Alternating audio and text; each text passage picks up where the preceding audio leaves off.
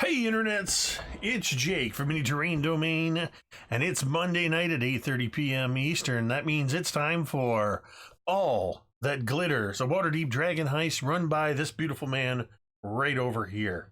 That's right, I'm a player in this game, but let's face it, I'm a player in every game. I don't know what that was. That's not true. Dwight's laughing because he knows me in real life. I'm not a player in any game. Oh, so welcome back to All That Glitters, our Monday night Waterdeep Dragon Heist campaign. I'm just going to put this out there real quick up front because I put it out on the social medias. But I want to make sure people are aware of this. Going forward, All That Glitters, along with our other games that are live streamed here on Twitch, will be live streamed exclusively here on Twitch. And then 2 days later, you will find the VoDs available on YouTube.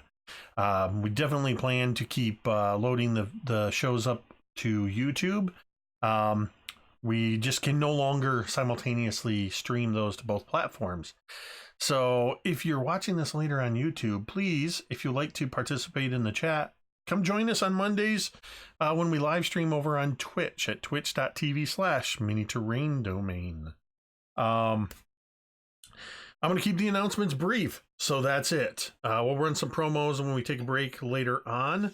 I'm going to go ahead and throw it over to Mr. Mike the Piper, since this is his show. All right, then. You all win the Dungeons and the Dragons. Right. Congratulations. And by win, I mean all your characters die. Yay, TPK. 6 lives left. Nope. Unfortunately, because of the heroic nature of 6 days in the summer, you basically took all the hits, all 6 lives gone, and in their grief, that was it. But luckily, because V brought an adorable little cuddle puddle funny thing, it's okay. Everything is forgiven, and you're all brought back to life because I love kittens. She is the crafting muse. That's if you want to go ahead and take a domain dragon off of there. You can thank Twitter for that. No, Twitter named her that. That's nothing to do with me. That was her fault. That's fair. Good job, Twitter. All right. Well, thank you so much for joining us this evening. We're going to have a great evening of horrible things planned. First off, are there any questions really quickly? Is there anything pressing that anyone needs to know? Cool. Who would like to give me for a point of inspiration? Who would like to give me a recap as to what happened last session? To help Dwight out.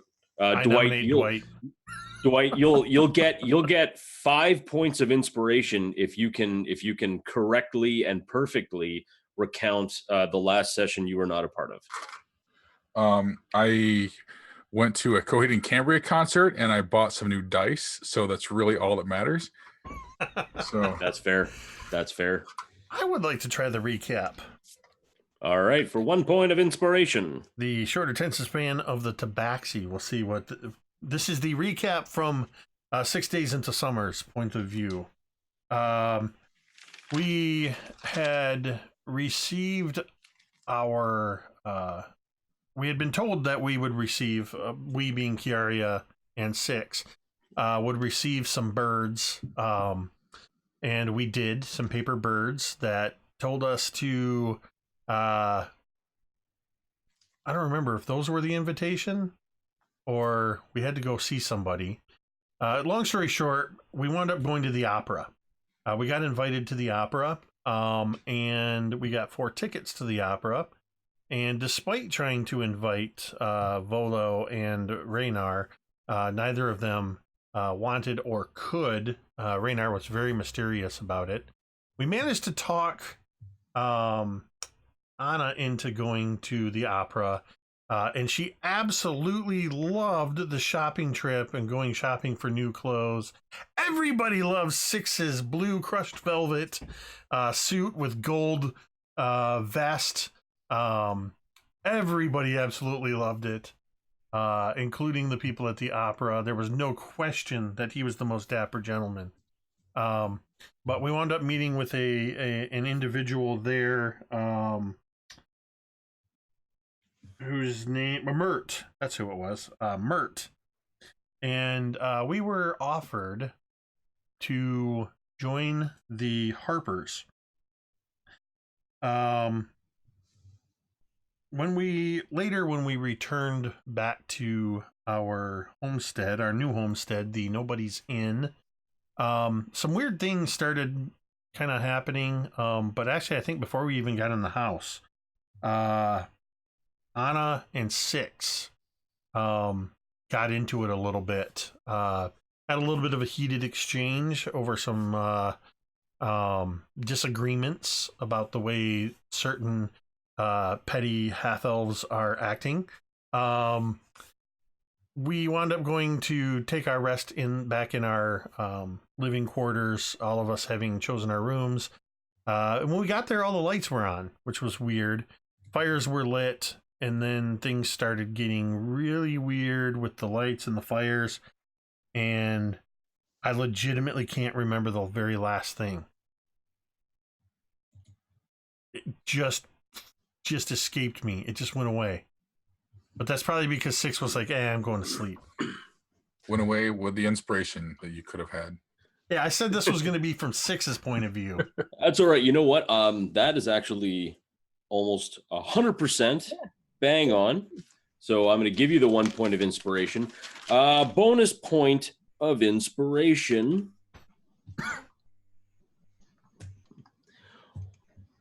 What was the actual designation of the box, the private box that Mert was in? B. Boom. B means you got yourself a point of inspiration, which actually has no B in it in any way, shape, or form, but that's okay. So, now that we're all caught up, thankfully, because I had no idea where we were at this point, but I'm glad someone's paying attention. We can begin our this session of Waterdeep, Dragon Heist, all that glitters. And we're actually going to start with that guy. Bevyn, the sun is lighting up down Copper Street, and it's quite a beautiful afternoon as you've left everyone to do what they were planning on doing. The study feeling a bit stifling. You just kind of wanted to go out and get a little bit of air. And as we have mentioned, you wanted to garner some information. And we'll actually pick up at the last bit of information, this third bit that I've sent to you privately during the week. And you see this, this individual is kind of like, he kind of seems a bit, kind of ratty, like ratty clothes, and his eyes keep darting back and forth. Right. So that's all I know.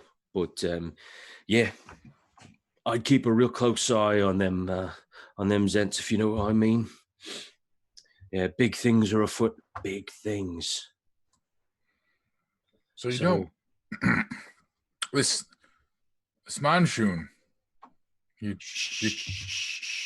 Yeah. Look, right. Look. He's dangerous, yeah? He's one of them magicers, right? He's a wizard. So just be careful about what you say. I mean, he's got like eyes and ears everywhere. Yeah? See that rat? Could be him. He can change into things. Apparently he can sour milk just by staring at it. It's true. That's quite the power. I'd like to see that trick. I know, I mean, it's relatively useless. I mean, just, souring milk just by looking at it. But he can. I mean, that's his power. That's how good he is. But yeah, I guess he was tired of Davil Starsong and the rest of the Doom Raiders running things in the Zents, and he wanted to do something new. Anyway, it's my 2 cents on it.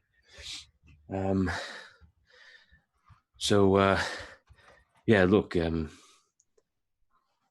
got to go, but you just keep your head about you. Right. Well, thank you for your time. And he just kind of, he kind of slinks back into a kind of down an alleyway, and he heads down into kind of like, it looks like a little alleyway called Seidel Street, and it's kind of right behind, a temple there.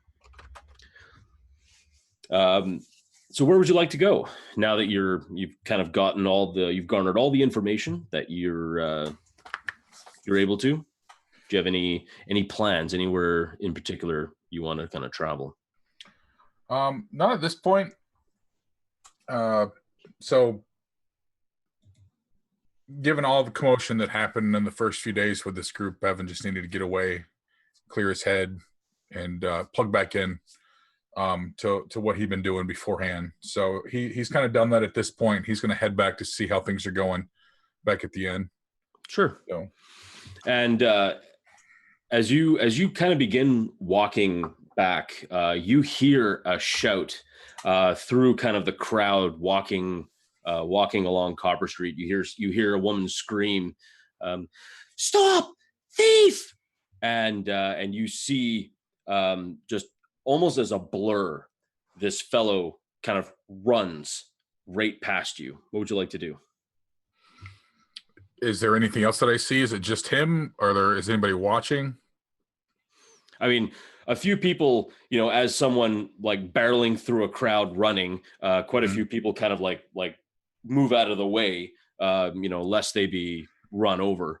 And they're like fairly well-to-do people in this area. You can definitely like consider like an upper middle class kind of a street, like an area, a lot of nice shops and whatnot. But as you kind of hear this woman scream, you turn around and you see a woman. She's wearing, she seems to be wearing kind of a nice, like a fairly nice kind of a hoop skirt dress. She's yelling, and you can definitely tell even she's starting to run after her, even in this kind of very constricting outfit. So this supposed thief is running close by to me as I see it run?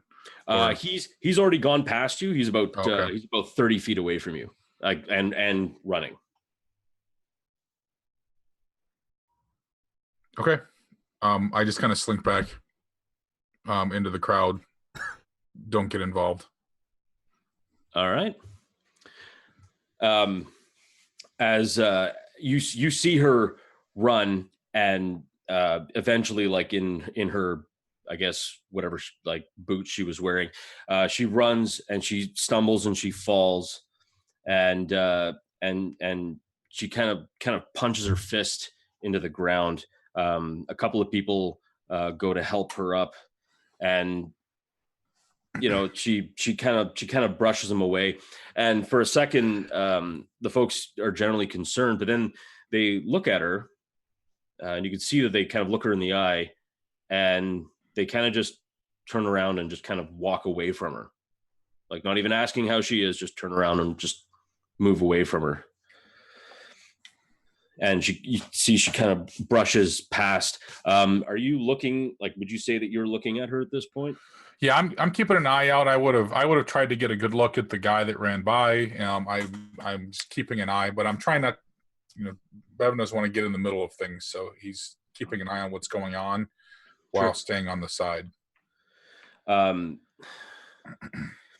could tell like she's scuffed up, like her hands are scuffed up a bit, and she's like, her dress even has been like ripped up a little, and she's kind of in a huff, and you can definitely tell she's like feeling really bad. So she yells out a few obscenities, nothing that I would be able to say over a Twitch stream, but definitely questioning this individual's parentage. As what you've seen from this person running, you see a kind of like he was wearing It was definitely a male, because you did get a quick glimpse of his face. Human male, kind of a scar running along his cheek, hood, kind of like definitely a 5 o'clock shadow, bit of dirt, not very, kind of just like your run of the mill kind of a scumbag running off. And she looks at you for a moment and, thanks for your help. I'm sorry. Do I look like the guard? No, for some reason I thought you were someone who would maybe help someone out when someone has stolen something from them. But I guess you're probably less of an adventurer and hero and more of a mercenary. But thank you. Well, good day to you. And I'll just kind of try and slink back away and head off in the direction where the guy was running from. Sure. And he was heading down. He was heading down Copper Street, and you noticed that he had made a left turn onto Sulmore Street. Okay. I'm gonna keep following in that direction and just try and see if I can see any sign of him. Sure. Now, would you say you're walking? Or would you say you're running? Brisk walk. I would say, Okay. again, try not to be conspicuous, but Yeah, by the time you get to Sulmore Street, you don't see anyone. Like, he's gone. gone. Okay. No sign, no clues, nothing. No. Okay. Then I shall continue my journey home. Okay.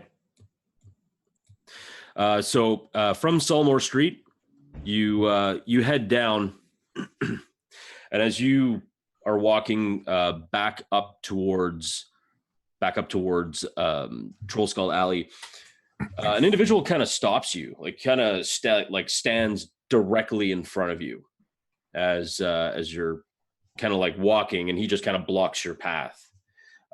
He's a fairly tall fellow, black armor, and a very recognizable tattoo on the side of his neck.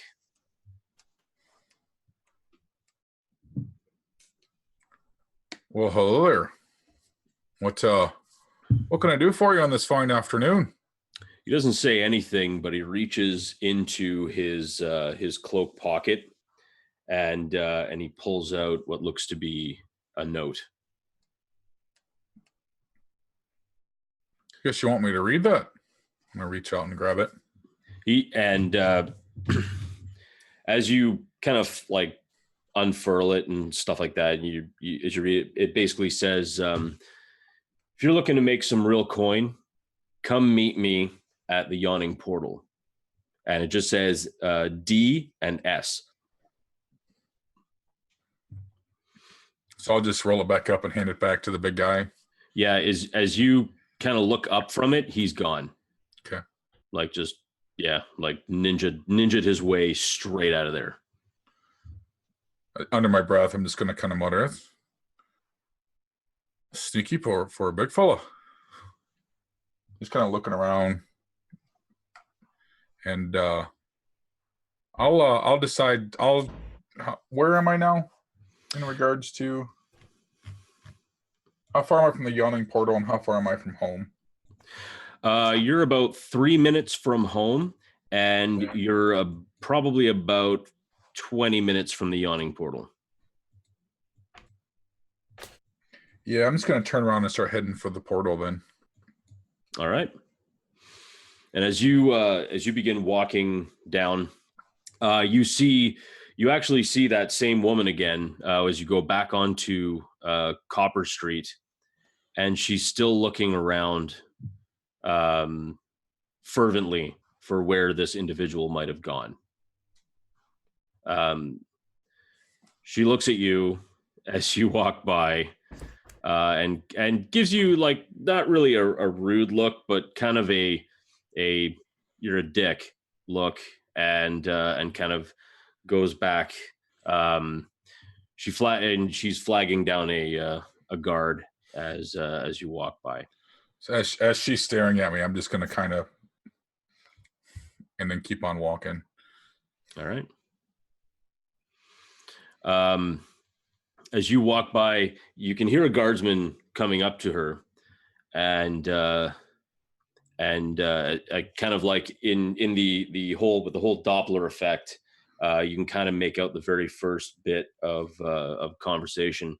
The guardsman comes up, "Oh, Lady Rosna, how may I help you?" And you hear muttering, but you're just walking past, so you can barely hear anything at that point. As you make your way down, you go down Copper Street, and you see one of the many sentinels that guard Waterdeep, and it is a enormous statue. Now there are big statues out there, and probably some really impressive looking castles and everything else, but these statues are of such a size that it seems almost impossible the way these statues have been carved and built up. And this one in particular is called the God Catcher. And you see a large, well-muscled, but kind of impassive male human with a sphere of stone floating above its raised hand and kind of reaching up skyward. And it's just this massive statue. As you walk through, you make it through Trader's Way and then down into the market, and there all of your senses are assaulted in every way, shape, and form. Kiosks set up all throughout the market, selling everything from apples to magical scrolls to strange and small familiars, pets, spears, swords, shields, armors and weapons traders, and food and drink. Everything that you can possibly think of is in this massive place, and ringed around this huge open air market and even another plethora of shops and services and inns and taverns. It almost seems like the entire Sword Coast is now compressed into this one place. People shopping and laughing and singing and joking and yelling. It's just sounds and sights and smells that really truly encapsulates what it is to be in the City of Splendors. Whew, that was a mouthful. I'm hungry now. I know. So as you make your way through, and you occasionally get like somebody dangling something in front of your face, hopefully getting you to buy it.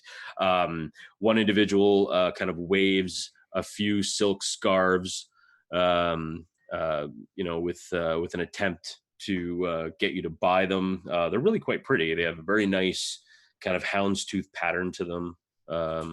They're turquoise. I don't know if you want to buy one. Do you want to buy one? You want to buy a scarf? You sure? No. Okay. I'm a terrible salesman anyway. Not even for your tabaxi friend. So you make your way through, and what I'd like you to do is I'd like you to roll me a perception check.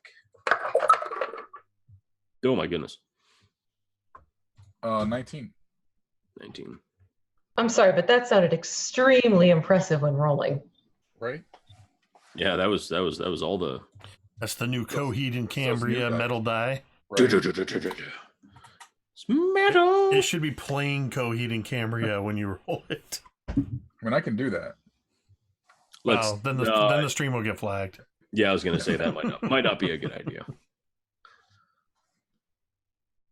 Oh, perfect. Thank you, V. I was just about to do that.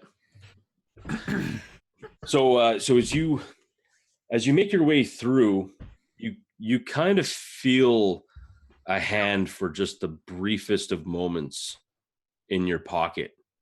But there's such a crush of people that it's very difficult to kind of pinpoint from where. Even though your head jerks around and snaps back around, you don't see anyone that either looks guilty or is like doing all the telltale signs of being a pickpocket, walking straight away from you or hiding or anything else.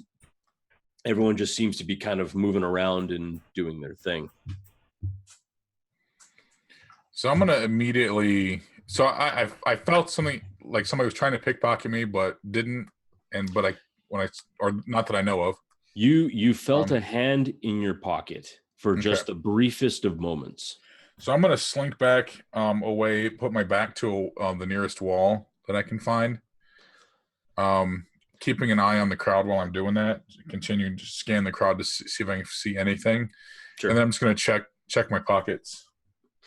So at this point, you're nearing the this kind of large 2 posts that are essentially like massive tree trunks, and this large sign above that says "The Market," and you're pretty much at the entrance onto Bazaar Street. You kind of put your back up against what looks to be a tavern, or at least the side of a tavern, and scanning around. I need you to make me an investigation check. To see if you can find any one individual that looks like the bad news. 14. It's tough. I mean, there's so many people. It's not very easy to be able to pick out anyone in particular. I mean, you see a few individuals that you're pretty sure, are probably pickpockets, but no one that looks like they're directly targeting you. Okay. Is there anything missing from or added to my pockets? You do find something.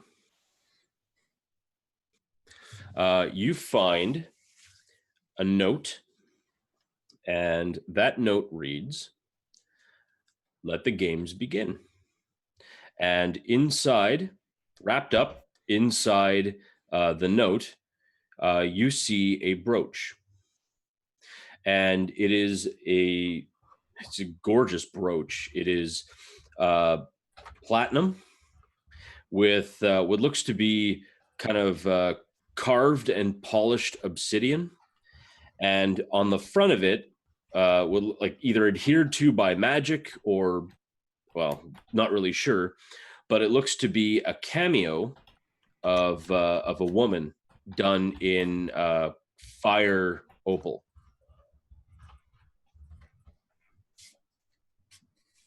Someone doesn't look anything like Lady Rosnar, does it? Well, I mean,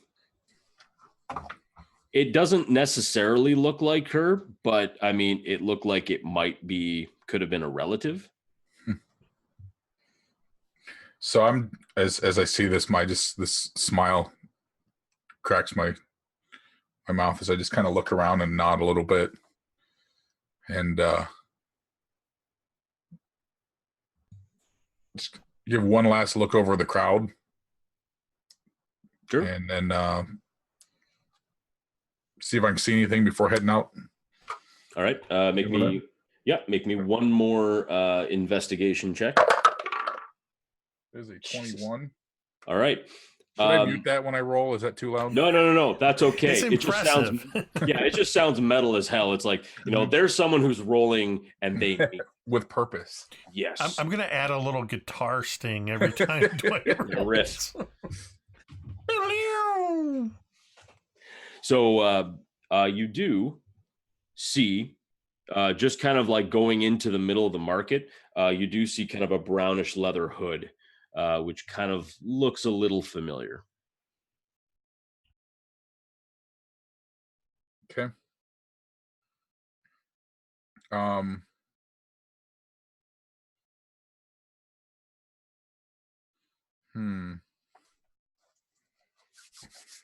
I guess I'm just going to continue on where I was heading.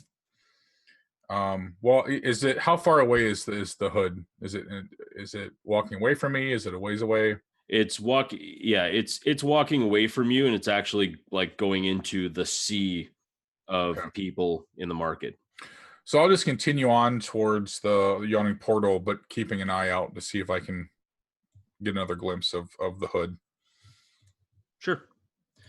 And it doesn't take you, takes you like a little while longer. I mean, you go past Bazaar Street, down the Street of the Sword, and in a little ways after, another 10 minutes or so, you do make it to the Yawning portal. And as you kind of open the doors, you see before you, from where this all began, this large kind of open pit in the center of this tavern. Many people are walking around, having a good time, drinking away. You see a few individuals that you remember. You see Yagra still, sitting there. A few bruises from her fight from before, but still challenging everyone she can to an arm wrestling contest. And you see Durnan, still slinging drinks, and everyone pretty much doing their thing. You do see one individual in kind of looks like to be black enameled plate mail, having a sit down with a few other individuals, drinking, laughing, and just overall having a chat. Real quick, I'm going to drop another domain die in there. Castle Mac dropping in with the 4-month subscription. Hey, thank you. Renewing the subscription. So thank you, Steven, for throwing us another domain die. All right, so I'm just going to go grab a chair at one of the tables. Sure thing. And yeah, it doesn't take you long to you go in, have a seat. There's quite a few open tables. A few people were still kind of put off by what had happened a few days ago with the troll. They take off, and the place is a little bit emptier. As you sit down, someone comes around and asks you, what you'd like. Assuming what, you want an ale, you want to just your best ale for today. All right, and they nod their heads and go off. They come by with what looks to be a pewter mug, set it down, and they say, that'll be 2 silver, please. I'll slide 4 across the table. All right, I'll make sure you get a second one. And then he walks away. As you're drinking, you see the individual in black enameled plate continues to talk for a little while. See if he notices you. He scans the whole tavern, and he kind of keeps an eye on this one individual. You can see with kind of very tightly pulled back silver hair into a bun. He's also wearing plate mail. And they're kind of staring at each other, and not necessarily in a friendly way, but not necessarily in a we're about to throw down sort of way. And finally, he dismisses the others to go off on their merry way. And he looks at you and kind of just nods his head slightly. And as he turns his head back, you can see the winged snake tattoo on the side of his neck. So I will wait a couple of beats, and then I will move over to he's at a table. He is? Okay, I'm just going to quietly move over and just take up residence in the chair next to him. Did you send for me? You might be able to say that. I've heard you're making waves. Is it Baron, isn't it? No. Bevyn. Yeah, that's it. I was just wondering if you'd like to make some real money. I do like money. Yeah, everyone likes money. All that glitters and all that. I had to. Now, I don't know about the rest of your mates. Remember, you were the lot that fought that troll here a few nights ago, yeah? We did?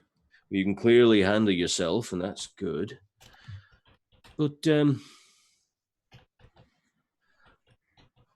like to make you an offer. How would you like to join the Zentarum? Not one for joining, but I'll listen to what you have to say. Well, we're a mercenary organization. We don't like to exactly operate in the grandest aspects of the law, but after all, the law should only apply to those who wish to follow it, but that's just me. The Zentarum are run by, well, me and my friends. They're a group of people who used to be known as the Doom Raiders. We were an adventuring party. We decided, well, we'd hang up our swords and, well, run this business. You seem like the type that likes to run a business. From what I hear, things aren't going too well with your group.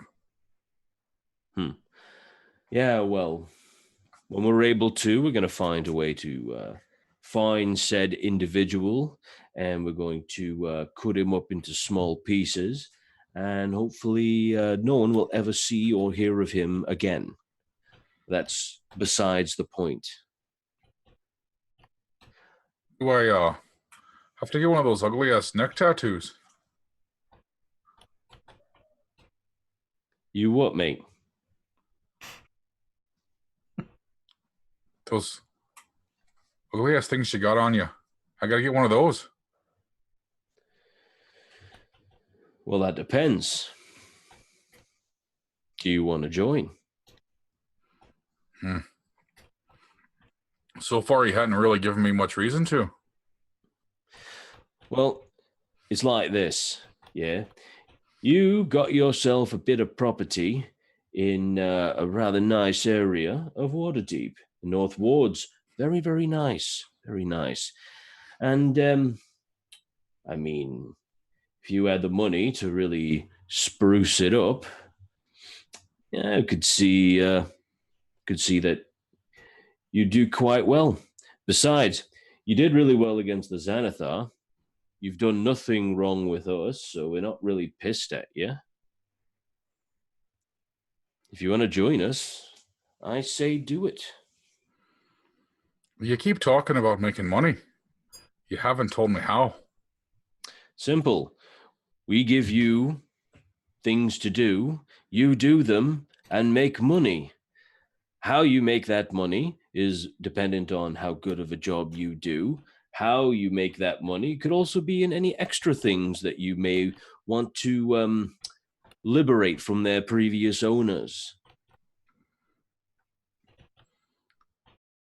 So, you give me a target. I steal things. We profit. Something like that, yeah. That's the kind of thing I like to hear. Well, you don't have to decide now, and no, you don't have to get the bloody snake tattoo if you don't want to. But if it is what you're interested in, and if you don't mind operating in a more of a colorful way, then come join us.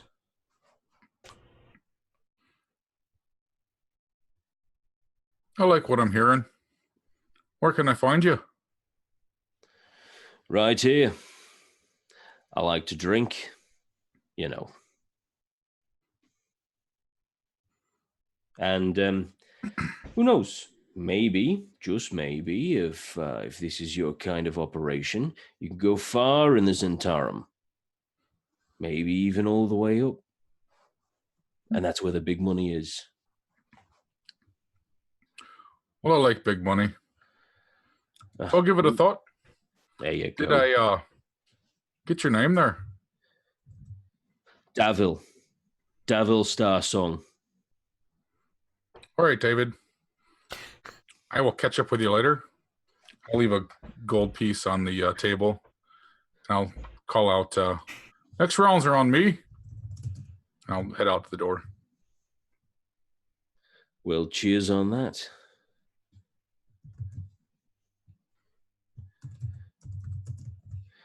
And as you head out,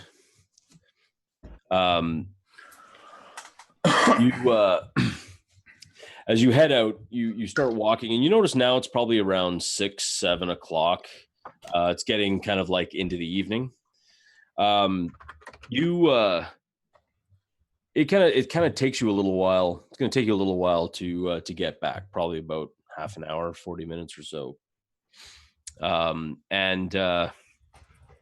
I'm actually, and I'm really sorry to have to do this, but I'm actually going to be right back. I've got a little bit of an emergency. Sorry, out of character. A little bit of an emergency. I'm really, really sorry. No problem. I do apologize for this. Apologize to all of you guys watching. I'll be right back in just a couple minutes, and I'm sorry. All right, do what you got to do, man. All right. Well, nothing like. Well, now that's exciting. Nothing like sitting back watching Bevyn casually insult the mafia. Right? Oh, Jesus Christ, he's going to get us all killed. Good Lord. Power move. You think? Join the Centaur. What is Well, you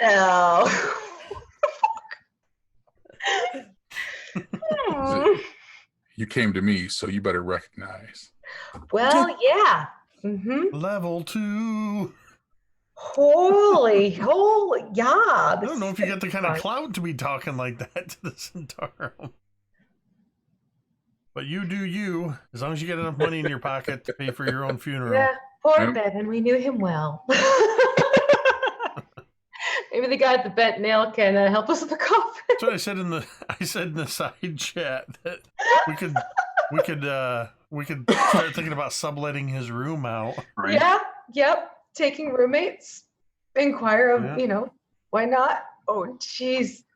Zentarum, that was not what I was expecting from him at all. Oh, man. Well, in the meantime, welcome everybody who's watching. There's got a few people hanging out here on Twitch with us, and we appreciate you. Yes, thank you. If you haven't already, you can head up to, I think it's up in the normal view, it's up at the top. There's a little heart icon. You can follow the channel and get notified whenever we go online.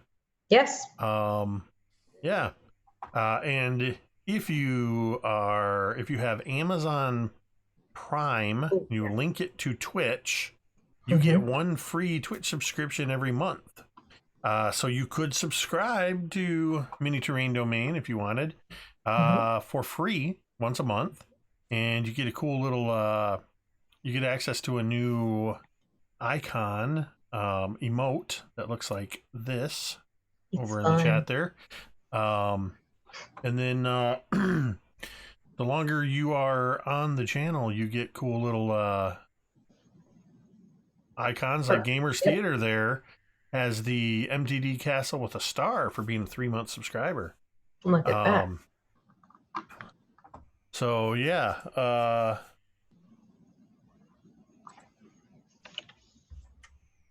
There's actually a really good question in the chat. Someone wants to know any tips for a new player.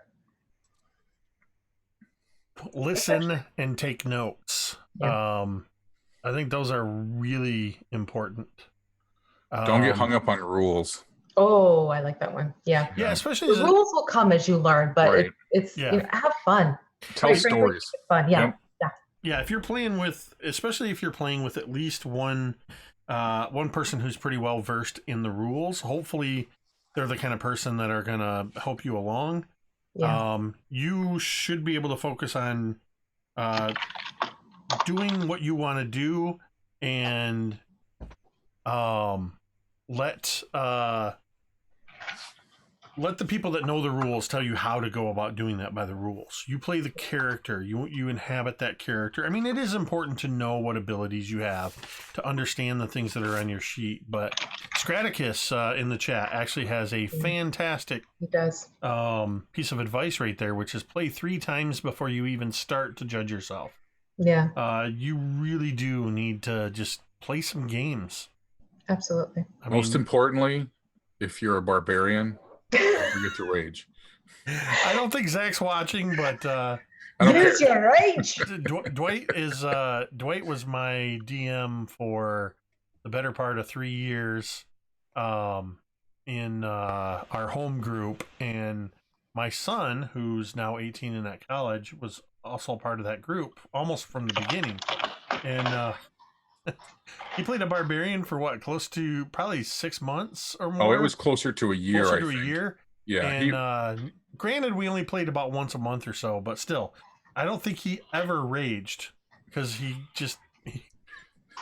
we still give him crap about that just because he didn't know his character well enough. Yeah. Yeah. Looks like Mike is back. We just answered some chat questions and Why not? just real quick to kind of put a cap on that. The name, I can't read the name because it's a weird colored font. 6IGG-D. Okay, yeah, there you go. Just says everybody I'm learning with is noobs. I have a half-elf barbarian, but I haven't played yet. That's okay. You know what? Then you all get to learn together. Exactly. Right. That's honest. That's probably like your I don't best think any of scenario. our advice changes. No. Yeah, just play and Yeah. have fun and learn the rules as you go. Don't Yeah. forget to rage. Yeah, don't forget the rage. Yeah, for the barbarians, don't forget to rage. For sure. All right. And also, I'm going to throw my own little 2 cents, Ooh. maybe 1 cent, in that. Remember that D&D is a team building game. You are all working together Yes. to reach a common goal, Yeah. and the true common goal, kind of in that whole Zen state sort of thing, is as long as you're having fun, you are achieving your end goal.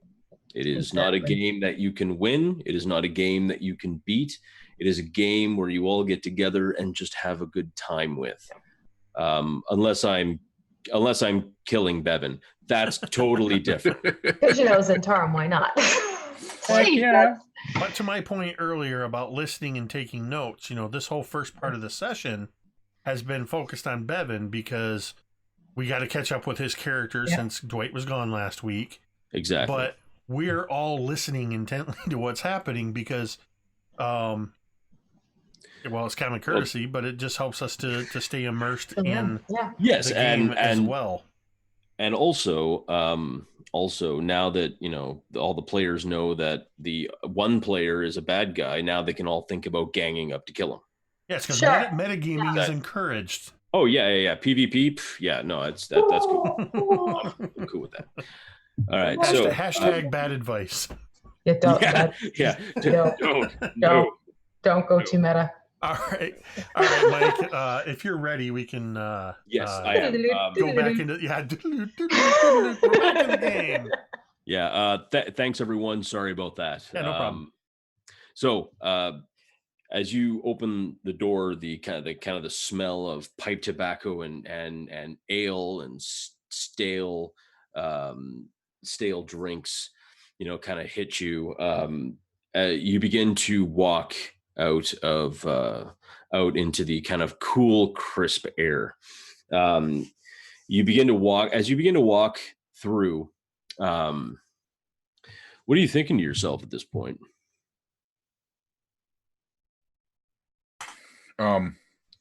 Who? Big exhale. But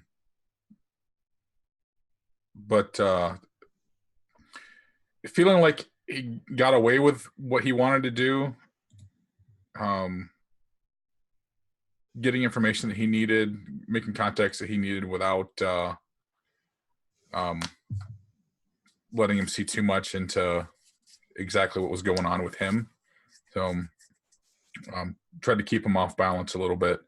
But definitely he's more concerned about this brooch that got slipped into his pocket because he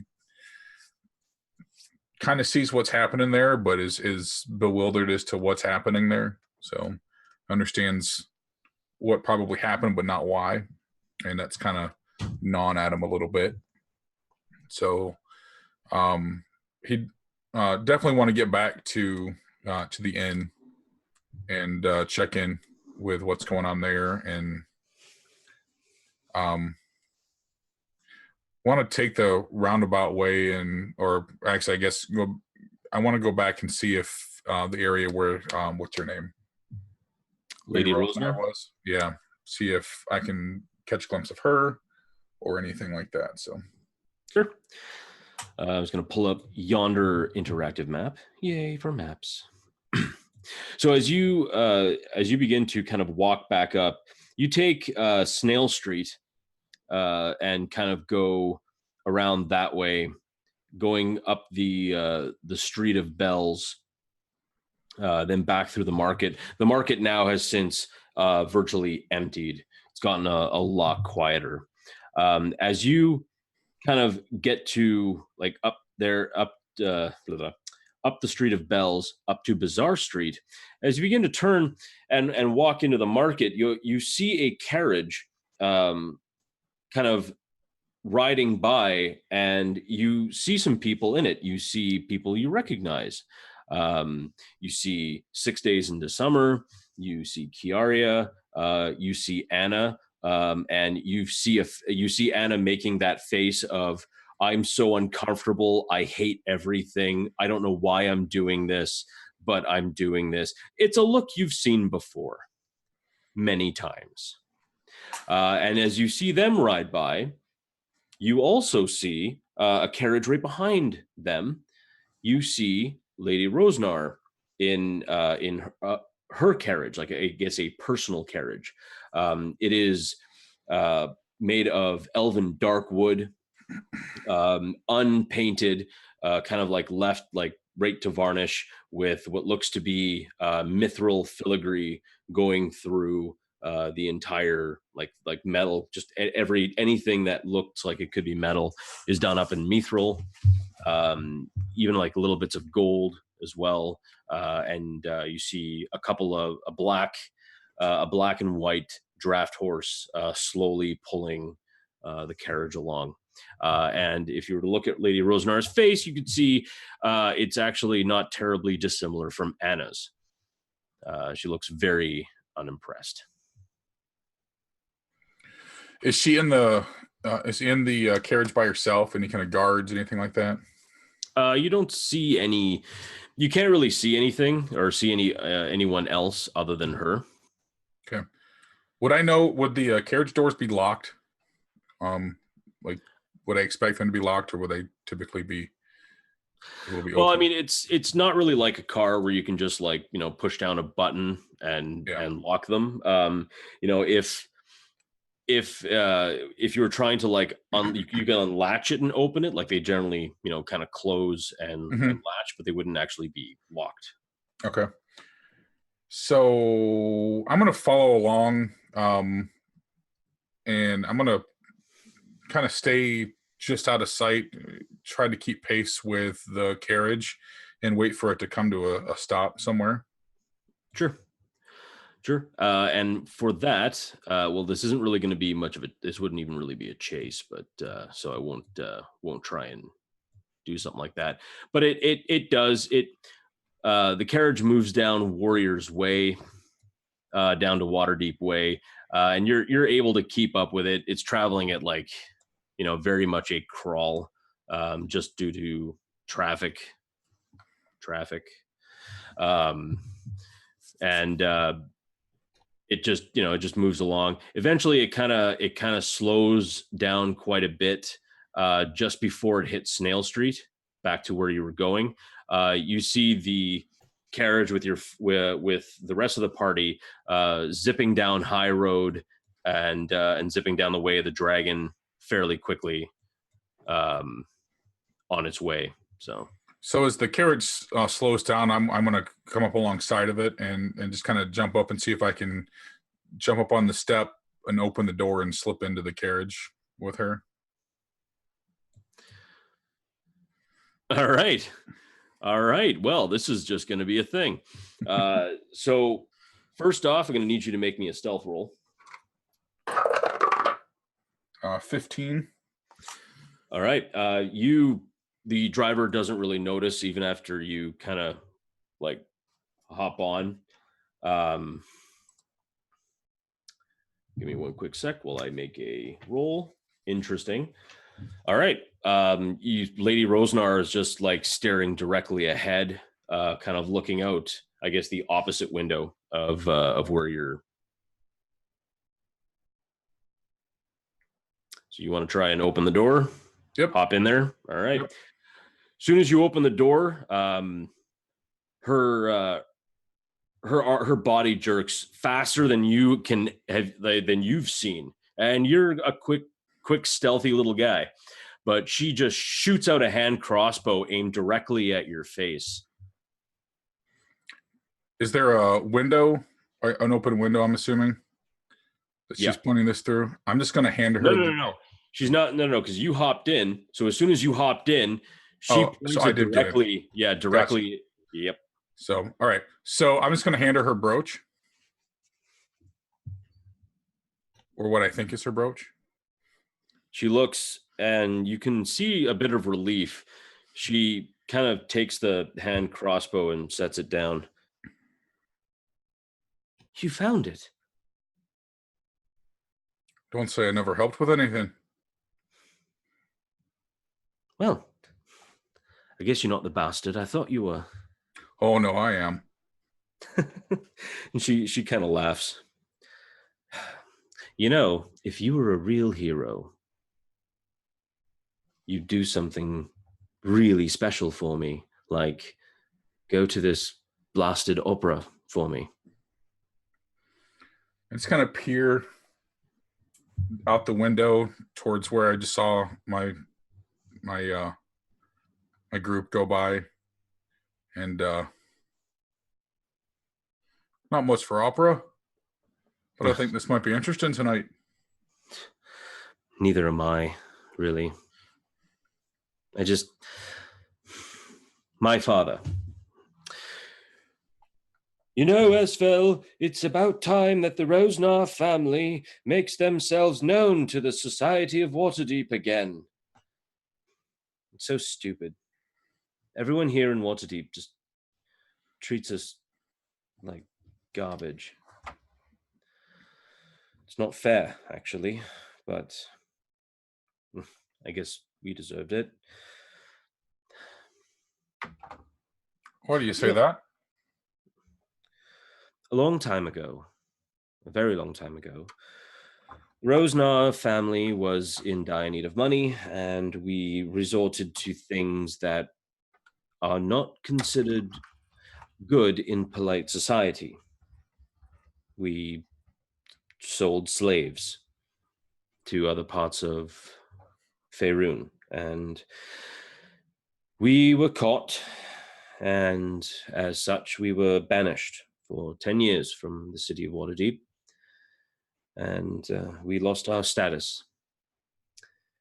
This was a long time ago, and we've been back for 4 or 5 years now, but unfortunately, the Rosnar families now is no great of a name, much like a stain on the bottom of one's boot. And that's why people aren't nice to me, but of course I was born before any of this happened, and yet I am to be punished for it just because I was born into the wrong family, I guess. I can relate with that. Tell you what, you hate the opera? I hate the opera. Let's go hit the opera together. All right, fine. Unfortunately, you don't have a ticket, but I guess I'll see what I can do. So, wait, you're not from around here, are you? You definitely don't sound like it. No, definitely not from here. That's generally the part where you do say, where are you from? And then you would generally answer where you are from. Oh, I'm not from anywhere. Oh, mysterious. All right, then. Well, then I look forward to unlocking all of your secrets. And they kind of the carriage kind of makes a loop around and then comes back into the castle, the kind of back to the castle ward, and right near another massive statue known as the Great Drunkard. And yes, it's exactly how it sounds. You stop in front of this really like posh, really nice, beautiful looking theater. For a description, you probably should have watched the last episode. Just saying. And the doorman at the front has kind of this very air to him that already makes him seem like a total ponce. But as you come up, he kind of inspects tickets. He looks at you, and Lady Rosnar says, "He's with me." And he kind of nods his head. And as you go in, you are able to take your seats. And random question: do you speak Giant?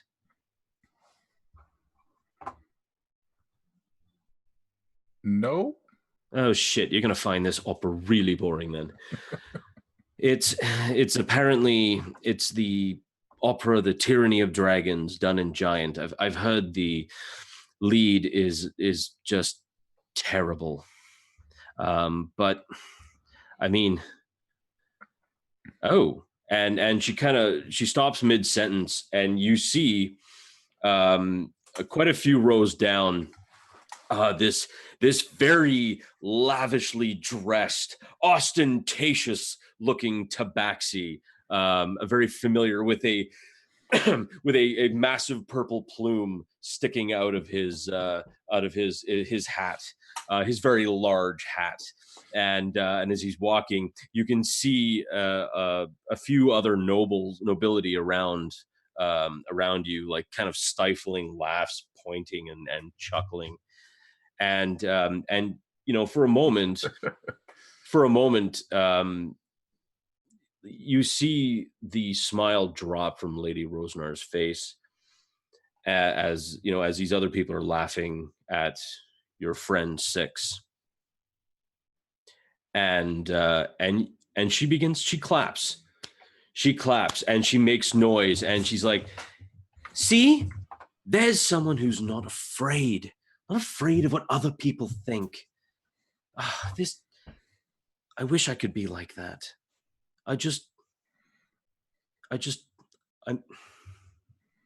it sounds stupid, doesn't it? I don't know. I guess I was born into nobility, and I should be lucky, I suppose. I mean, I don't want for very much. Does it make any sense of what I'm saying, or am I just rambling on? Because I do ramble. I mean, I ramble a lot. I ramble on. You're rambling. Yeah. But it makes sense. I kind of understand what you mean, but sometimes you just have to be oblivious to what's going on around you. And something tells me that one's pretty oblivious. Maybe. But I want to be that fearless one day. What about you, though? I mean, from how you're dressed, you're not exactly the type who goes to fancy events. You seem like you get your hands dirty. What is it you do? I'm in the import-export business. Hang on a sec. So you're a thief? One might say that. Oh, that's all right. You clearly didn't steal from me. You returned this, and I thank you for that. Oh, by the way, Lady Rosnar, let's not do that. My name is Esfel. Esfel.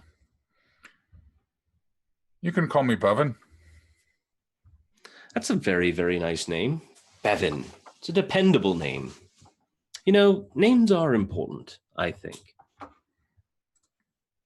And as she's saying that, the lights start fading, and the kind of curtains open up, and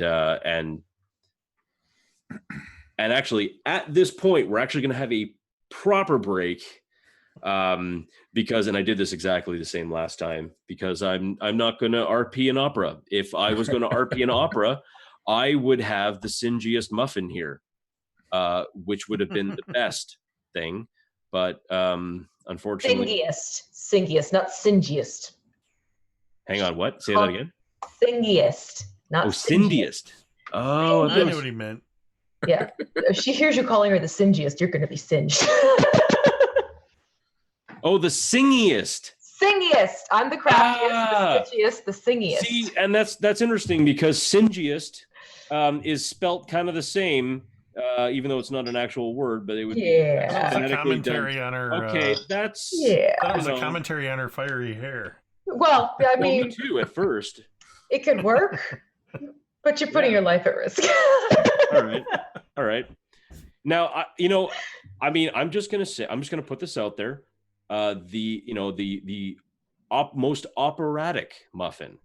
There you go. That, I'm just gonna, throw that out there. Anyway, thank you so much for joining us right now. I'm just gonna take a very, very quick 5-minute or 6-minute. But in the meantime, all these people have all these socials, and see all the socials. You should check out all the socials, because they're all great people and they are wonderful players. And yep, exactly. Yep. See, yep. Jake. Yep. And V and Megan down there. Nope. Down there. Stupid camera with its backwardsness. And we'll be right back in just a few. So, you guys plug your stuff, because you guys are so great that you deserve all your stuff to be plugged. Plug it in. All right. Why don't we plug when we get back? Since I imagine we could all use a break. I'm gonna run. Quick little break. I'm gonna run a couple promos. That works. Over the break, real quick. One for Cryfoth, produced by Megan and Connor of Dice on Ice, and one for the Adventure Mixtape. That I was a co-writer on. So we are going to take a quick break. We'll be back in about, as Mike said, 5 or 6 minutes. Yeah. We'll do some quick plugs and we'll get back to the game. Please stick around.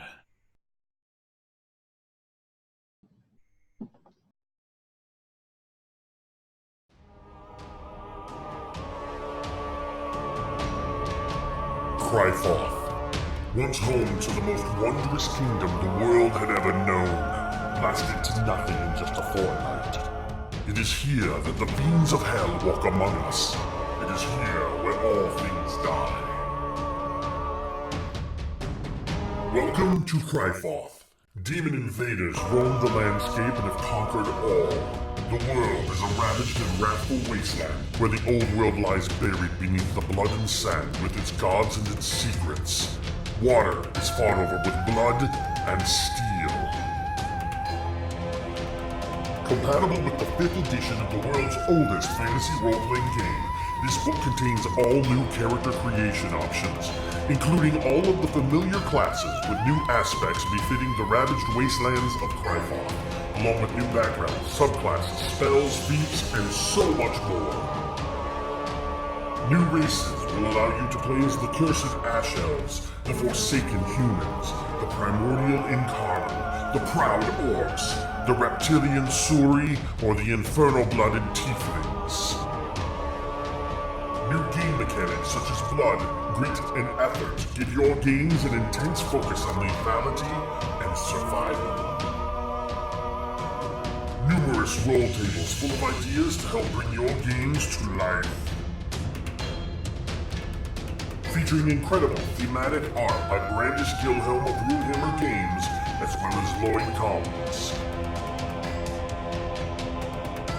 The people of Cryfoth are not heroes. In Cryfoth, it is courage just to survive. Will you rise to face the tide of demons, or will you succumb to the hostile elements?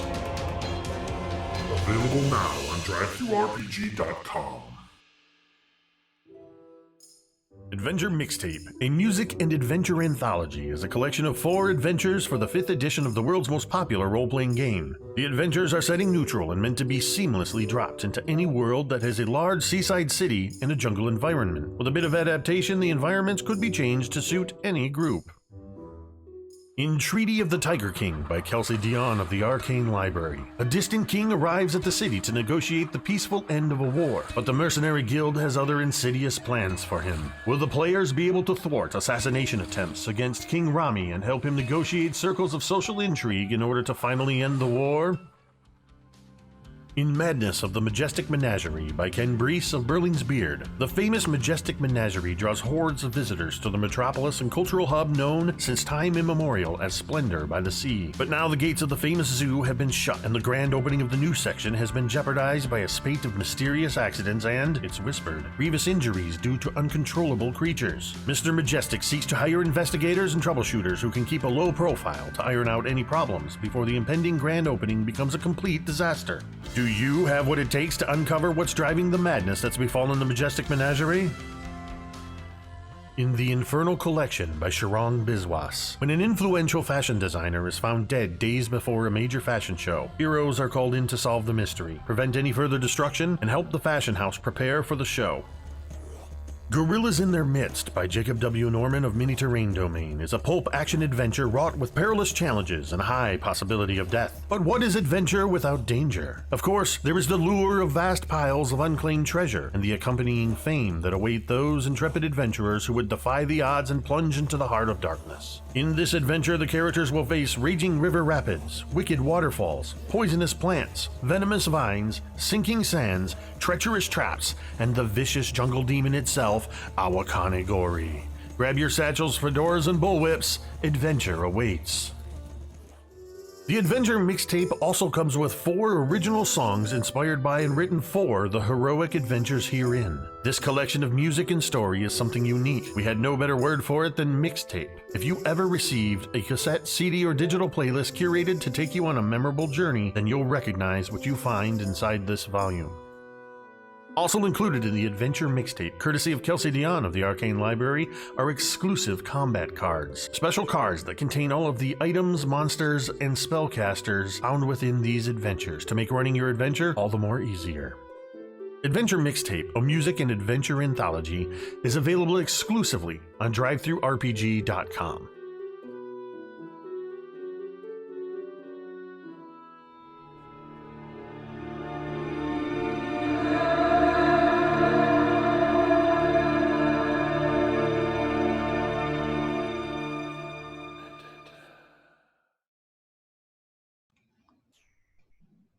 All right, and wow, that was perfect timing. Mike came back before we even got a chance to plug our stuff. So It's beautiful. yeah, real quick. I'm Jake. This is Mini Terrain Domain. I'm Mini Terrain Domain, Metadata, and all that good stuff. This is where I run games, and this past Saturday I ran a live crafting stream, something I'm going to be doing more frequently. Though you may want to also check out Mini Terrain Domain over on YouTube, where we are racking up some subscribers in an attempt to hit the 10,000 mark, at which point we are going to have a pretty cool, what I think is pretty cool, first, second, and third prize giveaway. But I'm not announcing that until we hit 9,000 subscribers, which we're about 400 or so away from hitting. So check that out on YouTube. That's where the crafting stuff is going to be happening. Games happen right here on Sundays, Mondays, and Thursdays. Next Thursday, because this Thursday is Thanksgiving, Sunless Citadel will be returning, which also has, let me see if I can get this right, of course, Megan and V all the way over there. Got to point in the opposite way you think. So yeah, that's me. Megan. Hi, I'm Megan. I am one half of the YouTube channel and publishing company Dice on Ice.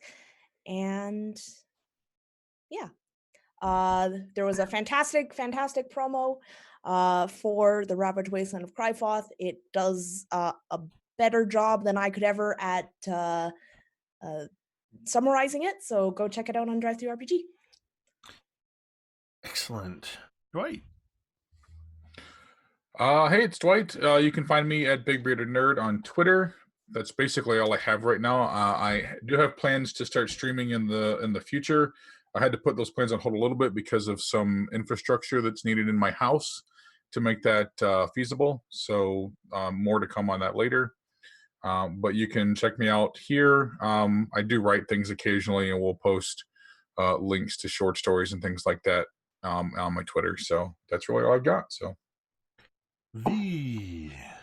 Hi everyone, I am V. I have the YouTube channel, The Crafting Muse, where I show you how to make terrain and scatter and paint minis for your tabletop games. You can find me on Twitter, you can find me on Facebook, you can find me on Instagram, and you can find me next weekend at PAX Unplugged. I will be there. I have a few appearances, and I have a workshop going on, so please make sure to find me because I have a Crafting Muse die just for you while supplies last. Awesome. And Mike. Yeah, I mean, I'm running this game, and it's awesome because all the people are awesome, and I also play. Trying to point at your Oh. your Twitter handle, but I wish I could make my hand pop into your screen. That would be the most meta of all meta, And a little disturbing because it would be, yeah, because I've just seen this like big, handsome, meaty fist, like. But anyway, because that's power. That is power. That is true power. It's all the power. It's behind. It's behind. I was gonna try to move it over there. Anyway, yeah. So I have a YouTube channel. I never really promote it because I don't usually put stuff on there. I haven't put stuff on there in a while, but eventually at some point I will. Interesting thing about me. Today I learned that paper cuts, although painful, are not as bad as cardboard cuts. Let me tell you something about cardboard cuts. They are like, yeah, you're like, oh, Mike, sit down, honey. Let me tell you. No, yeah, cardboard cuts are evil. And I'm assuming these two hip cats who know a thing or two about crafting know all about cardboard cuts, and they're evil. But anyway, that's it. That's pretty much the cardboard cuts, not VNI. Put some super glue on them. That helps. No, I tried putting sriracha sauce on it because I figured that would help, and it doesn't. Sure. Right? I know. Who'd thunk it? Oh God. And funny enough, I tried to rub. I figured because I heard salt was good for it. I tried to rub my wound on the internet. And of course, it did nothing. No. But anyway, so welcome back.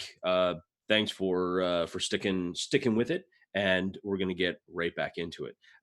As the curtains close on a woman kind of singing to this gentleman who's laying down with this fake dagger sticking out of his chest, clearly dying. The curtains draw, and people, the applause, and people kind of get up and move. The Esvel stands up with you and says, "Look, do you just want to get out of here? I mean, do you just want to leave? Like I'm sorry, but I can't tell if she's singing or if she's clearing her nose. It's terrible." Right, it's pretty bad. I know, giant is not a language that should ever be done into an art form, period. Yeah, I think we ought to just shoot her with that crossbow of yours. Let's get out of here. To be fair, it did look like you were trying to break in, and I could tell that you were coming from a mile away. For a thief, you're not a very good thief. I mean, I'm sure that you've got your skill sets, but look, do you just want to hit up a tavern, just sit down and have a drink or two? Oh, sounds good to me. I like a good drink. Good. First round's on me. And she gets up and you guys kind of walk to this main area. You see, before you go, you kind of see a what looks to be a very like kind of plainly dressed older gentleman standing just kind of at an entryway, like a group of stairs going up, and he's kind of talking to what looks to be a doorman. And he kind of turns around and goes back up. You see a bunch of people drinking wine and everything else, and you know, kind of joking around. Esvel grabs 2 glasses of wine, hands one to you, and says, "Right, well, at least they give us these for the road." And she kind of walks out the front door, and just kind of leaves. She kind of goes and like kind of harkens for a carriage, and the both of you kind of end up traveling in kind of not quite a roundabout way, but you kind of leave, turn around for a little bit, and you end up in in kind of a bit of a out of the way area called this place called the Golden Harp Inn, and you travel a fair bit of a ways. If you want to follow on the map, and for those of you watching, you can follow on the map. You're going to look for it on the High Road and Thunderstaff Way, and it's a little red dot, and it's called the Golden Harp Inn. And as you walk in, you kind of sit down, and she orders an ale for each of you, and you sit. And then we're going to quickly jump back, or we're going to jump ahead in time to the current state of the rest of your party. Anna, you're trying the door. The door the knob is just, it's stuck or something. You're trying to move, and just you hear this in your head, this murderer. What are you going to do? Anna is trying to get the door, but she's actually going to try and kick it a few times in this, while just get out of my head. It's not real, and she's just going to try and kick the door. Okay. Make me a strength check. All right. 14. All right. As you give a good hard solid kick to this door, you actually see the wood kind of like dent in a bit, but as you think, okay, you wind up for another kick, you see the wood kind of almost like it heals itself,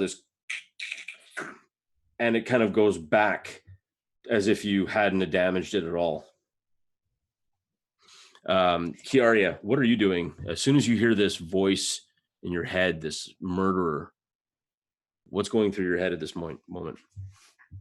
At this point, I'm going to be looking towards 6 and 2, Anna, and seeing if any of them are registering this as well. Like, am I hearing voices, or is this something we're all hearing at the same time? I'm in my room. Yeah, actually, yes. Oh, yeah, that's right. You're up in your room. You guys are stuck in the common room. I went back to my room. Because cats equal cynicism. That's right. I forgot he went upstairs. Anna, I heard that too. It wasn't just you. I heard it too. Right, well, you gotta help me get out. We have to get out of here right now. I'm gonna help her because I'm not liking this either. Okay. So I'm gonna try opening the door. Can we open the door together? Give it a shot. Oh, wait, sorry. I'm the dungeon master. You can certainly try. You can certainly try. Yes, that phrase. You can certainly try. All right. So if I assist Anna, she can roll with advantage. All right. My strength is bad. Mine's not much better, probably. Oh, all right. Then, yeah, no, give it a shot. Give me a roll. Kiara. Uh-huh. And add your strength modifier. Tell me what you get. Okay. Well, then. Wait, me or Anna? Is Anna going to roll? No, you need to roll to see if I you can know. give her advantage. And, Oh, okay. So let me roll to see if I can give her advantage. Okay. Oh, I got a 15. That's not too shabby. Yep. Excellent. So you can roll with advantage, Anna. Try and see if you can muscle this door. Both of you are putting your shoulders into it, trying to get this door going. All right, that's an 18. Whew. Nice. So you pound the door and it starts to give, but it almost feels like something is pushing back on you. And Kiara, yes, Anna, because your passive perception is so high. Out of the corner of your eye, you can see what looks to be a shape just kind of moving, flitting back and forth as it's kind of entering. It looks like it's kind of like it's moving in a very jerky fashion, like just kind of like very like, you know, like not very smooth movements. And it looks like it's moving toward you. It's got a black shadowy shape, but it appears to be humanoid in size and an overall shape. But you can see this hole. You can it's almost like a void of reality, you know, right in the center of this thing's chest, ? As it begins to kind of move towards you slowly and just like inhuman. I'm going to cast protection from good and evil. All right. Because I'm feeling like that might be a little bit necessary at this point. Okay. Now, does this thing need to make a saving throw? Let's see. That's what I'm trying to read up on quickly. Until the spell ends, one willing creature you touch is protected against certain types of creatures. Aberrations, celestials, elements, fae and fiends, and undead. So I'm going to be putting this onto Anna. Creatures of those type have disadvantage on attack rolls against the target. Okay, cool. So you... And target cannot be charmed, frightened, or possessed by them. Oh, perfect. So as you feel this kind of...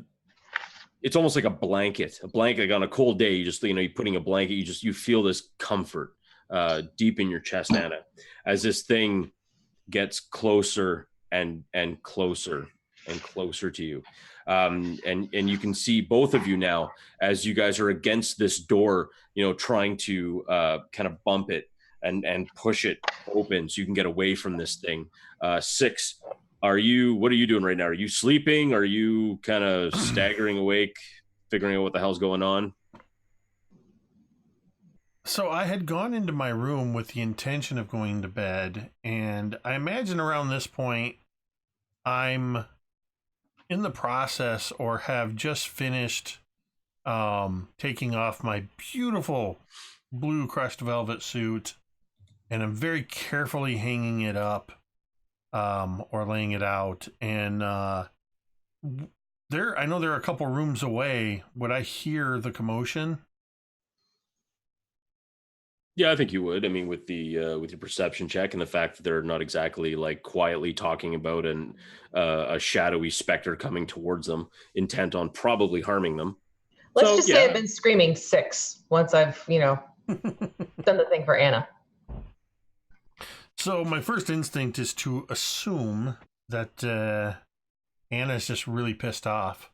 But kind of hearing all this commotion, I'm going to... I'll try the door first. Try to leave my door to go back down the hallway towards the den. All right. As you turn the knob and the door opens up. So yeah, then my plan is to go up through the den and come into the common room. Okay. Oops. Give me one quick sec here. I'm going to bring up the map. So as you make it down through the hallway and through the den, you see the door open to the common room. You can't exactly see Anna and Kiara because seeing as how they're at the front door, it's kind of like you can't really look. You can't turn your gaze, like literally curve your gaze. You do see, though, this black, like, kind of shape of some type of humanoid kind of moving toward what would be the front door. And you can hear Anna's name, or you can hear Kiara calling out to you. If you're going to go through the common room, I need you to make me a dexterity saving throw. Yeah, I absolutely would walk into the room. So, dex saving throw. Okay, that's... Let me grab the right die here. That is a 13 plus 5. That's an 18. Nice. As you go to reach your hand out to open the door wider, it slams shut. But you are lucky enough to move your hand away before the door slams on your fingers. And boy, would that have sucked. I let out an involuntary... Hey, wait. If you took off your suit, are you trying, like, does that mean you're naked? Or at least cat naked? I'm not completely naked. I'm a tabaxi. I'm not... Yeah, but I'm just saying. I'm not an alley cat. He's a baxi in boxes. But yeah, I was... I imagine that Six probably would have got the tailor to get him a nice pair of... probably in the gold of the vest, silk boxers. All right, allow that. I mean, we're at home. I'm not expecting to have to be fair. wearing my armor and sword belt, so... Good call. So yes, Well, I'm a... Let me get this right, because I screwed it up last week. A Maine Coon... Yes. Good call. A Maine Good Coon call. tabaxi in gold boxers. Which, if you were watching earlier, you saw the Maine Coon on my shoulder, the big thing, not the little thing. Yes. Little fuzzy. So you... all right, so you begin pounding on the door. Well, or are you going to try actually- and push it? Or... Yep. is the fire... Because that fireplace passes through to the common room. Oh, yeah. Yep. Is that burning? There is a very dull kind of an embers to it. It's definitely gone out. You can almost see it. It's almost like the heat is being pulled out of the, like, all the heat is being just kind of sucked out of the room. Just as a precaution, I would use prestidigitation to snuff any remaining flame. Nice. Because I can do up to a small campfire size flame I can Yep. snuff out. And I would say that is So then I would use prestidigitation just kind of with a wave. Generally, when I'm casting spells like this, I'm not the kind of bard that sings so much as I make flourishes, almost like I'm moving a sword through the air, though I have none in my hand. And I prestidigitate the fire away, and I will try to scurry through to the other side. All right. And as you do, you can see Anna and Kiara kind of mashed up against the front door, this specter with this hole straight through its chest, kind of slowly advancing. Can I, as sort of like a reaction, do Sacred Flame? Sure. Yeah. Okay. So I'm going to do Sacred Flame on it, and that needs to do a dexterity save against a DC save of 14. Okay. And oh wow. So as your flame kind of shoots out towards it, it seems to kind of go through it, and it kind of like it I mean, you'd think that the whole common room is going to start going up in flames, but as it kind of passes through it, it kind of licks around the sides of the walls, kind of even into the, like, onto the ceiling, and just kind of like closes up onto itself and winks out. But it definitely made its dexterity saving throw. Okay.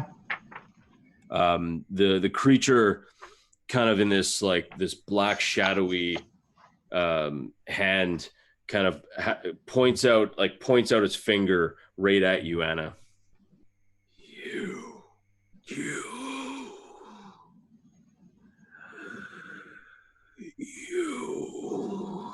and it just advances towards you. Esvel looks at you, Bevyn, as you're sitting down. What are you thinking about?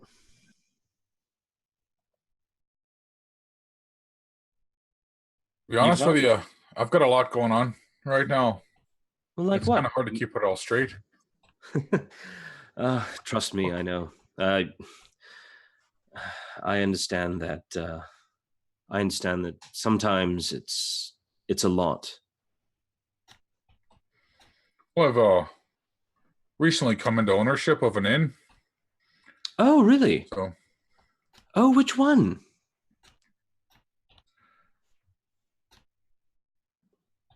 I believe the name that we came up with is the Nobody's Inn. Oh, puns. Sorry, I didn't come up with the name myself. No. Are you kidding me? Puns are a very high form of humor. Very smart doing that. What was it called before, though? something skull something. Oh, I don't. Oh, Troll Skull Manor. That's the one. Yes, and then yes. Oh, wow. I'm surprised that Volo was able to part with that. He was very interested in buying it. It's a shame what happened to the previous owner. Oh, and I guess the owner before that. And I guess the owner before that. Well, no, wait a minute. No. The owner before the previous owner before the previous owner had a bit of a falling out with the inn, but she's actually in good spirits for the most part. But unfortunately, she sold it to this woman, and you're going to love this. Actually, you're going to hate it, but luckily she died. But she sold it to this old woman who turned it into an orphanage. But as it turns out, she was a hag, and she was collecting children and eating them. But luckily, the City Watch found out and put a stop to her right quick. Yeah, I believe they drew and quartered her. Horrible way to go. God, horrible way to go. But the owner after, who I guess was the owner just before you, he was nice. I remember going there a few times. His name was Liff. He loved that place. He loved that place. Bevyn's face has just gone completely dark. Like just looks angry. I'm sorry, I didn't mean to offend. No, it's not you. This inn has felt like bad news to me from the beginning. Oh, no, there was never a problem. I mean, there was never a problem with the inn that anyone ever had. I mean, it's just kind of an inn that unfortunately was just some bad luck. Unfortunately, the last owner got murdered. They said it was a robbery gone wrong, but it was a real shame. I'm sorry, Evsel, but I don't believe in luck. Bad things happen at that place. Oh, I would hardly consider it a cursed place or anything. It's just a building, and it has already been with the Magisters Guild. They've swept the place for curses and other items, and it's actually safe for the most part. I mean,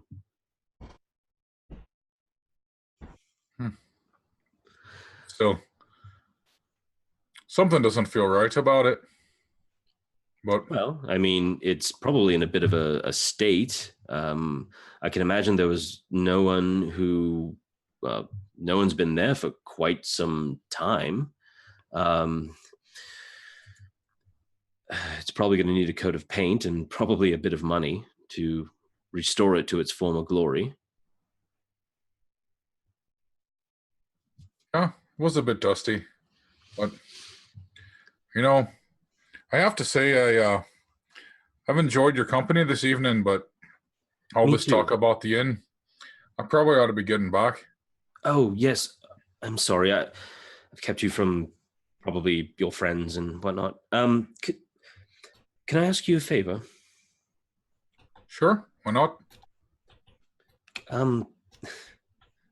Sounds so stupid and flighty, but can I see you again?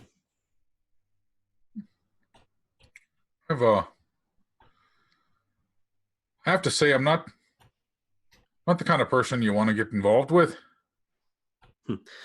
Well, you hardly know me, and I might be the person that you most certainly don't want to get involved with, so let's not get involved by getting involved together. I see what you did there. I like the way you talk. Tell you what, give me a few days to get my affairs in order at the inn, and maybe stop by. I'll buy you a drink. I would like that. And if there's anything you need help with, I'd be happy to help.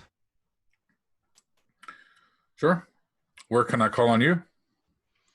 And she kind of looks and sheepishly, my my villa is just down Copper Street and Thunderstaff Way. We passed by it on our way here. If you like, I would like that. And I don't know, maybe we could go do something crazy together or something. And not the opera. No, definitely not the opera. Something a lot more fun than that, I hope.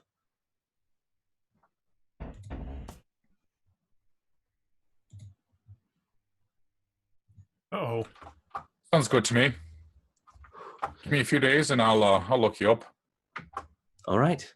And she stands up and she kind of looks at you for a second and kind of smiles and turns and kind of walks out of the tavern.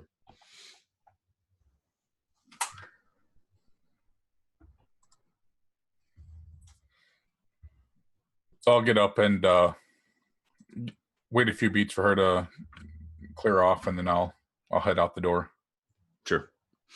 And as you open the door to step outside, once again, you're kind of filled with this rush of cold air, very similar to now the heavy and strong wind as the windows kind of open and slam and open and slam on you, Kiara and Anna and Six. Wind is getting like kind of pulled in, and I actually need all three of you to make dexterity saving throws. Uh-oh. 12. Okay. 14. Sorry, 14? Yeah. Okay.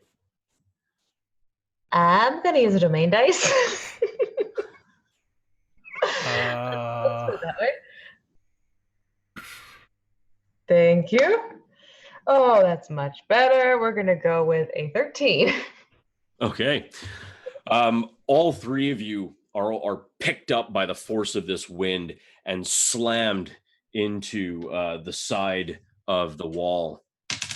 Each one of you takes 6 points of bludgeoning damage as you're slammed up against it and hit the ground. The creature, the specter, kind of turns its head and kind of snaps to one side. You can almost hear like the sound of twigs breaking. It kind of jerks its head towards you and begins to slowly walk towards you.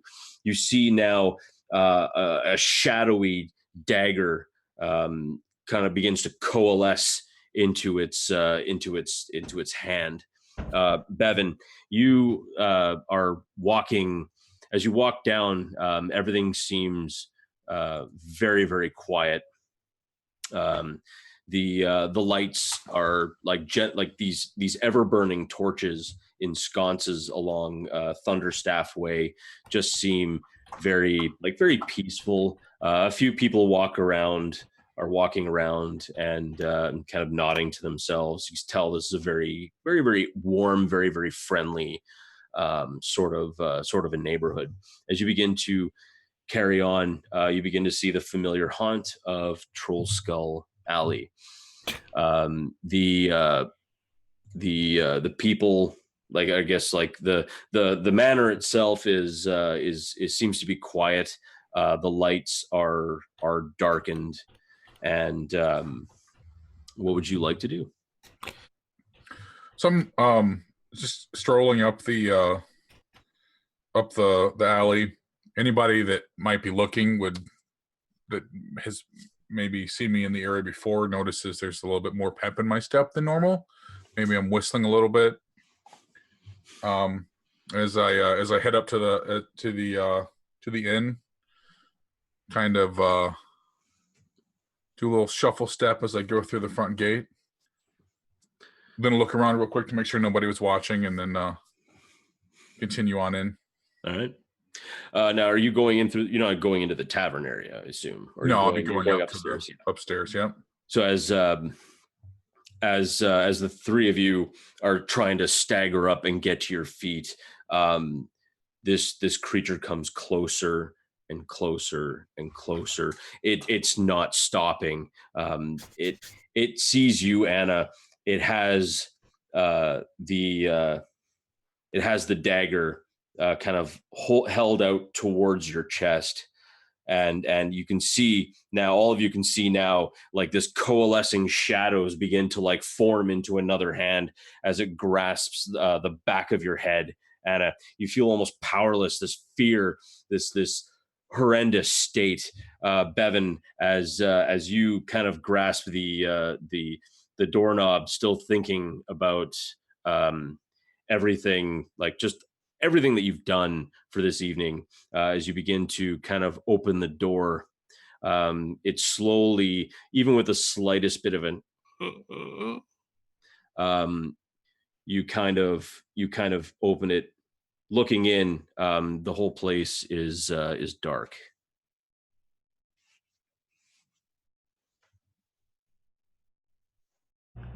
You're muted, Dwight. I'll peek around. It's odd, I think, that it's completely dark. What time of day is it? Oh, it's night. It's probably close to midnight. Oh, that's that late. Okay. Yeah. Hey, you've been out, man. Time passes. Yeah, that's right. So I'll just go ahead and I'm heading into the common room area. Okay. Where am I? Yeah. So as soon as you walk in, you're in the common room. Yeah. So I'll just head in and trying to remember where the stairs are. I'm not that familiar with the building yet, so I will head for the stairs and trying to be quiet. Sure. Yeah, and as you tiptoe through, you kind of want to wake anybody up. Yeah, you kind of like slowly go, like, kind of open the door, go through. Anna, the dagger is kind of like now pressed. You can actually feel it slowly digging into you. It's this cold needle. It's this like pressing slowly into your flesh. The pain is excruciating as you feels your whole chest is collapsing. As you make it up to the next floor, you don't really hear anything, Bevyn, except the kind of gentle wind sighing kind of through the alley, creating kind of its own little music, as it were. Where you're now kind of in that area where you can see the library and the study. And there's that there's the one L-shaped bedroom that Kiara called dibs on. And that there is the one master bedroom right near the library and study. Yeah, that's where I'm gonna head. I'll just peek into the study, make sure nobody was in there, and then head on into the bedroom. Sure. It's darkened. The walls, there's like the wall sconces are out. There's nothing, nobody in there. There's a couple of books laying out, but you think it was you that may have done them. You're not sure. But as you walk into the master bedroom, you see that the bed has already been turned down and kind of open. Yeah, I guess we're just gonna go right to bed. Yep, I'll just go ahead and turn in for the night. Nice. Okay. And sleep catches you rather quickly. The bed is extremely comfortable. It almost feels like it's a feather bed.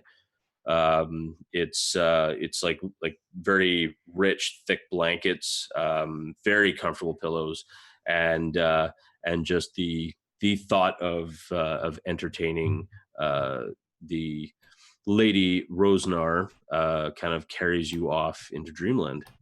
And all four of you wake up the next morning. Anna, your heart is pounding. It feels like it just won't stop pounding as you kind of take a deep breath in, and it feels like you've been underwater for minutes, and you've finally broken the surface as you kind of wake up. You can still feel this icy pain like straight into your chest as the kind of morning air kind of filters in through the open window, and you can just feel it, but you still remember every moment of what had just happened in your dream.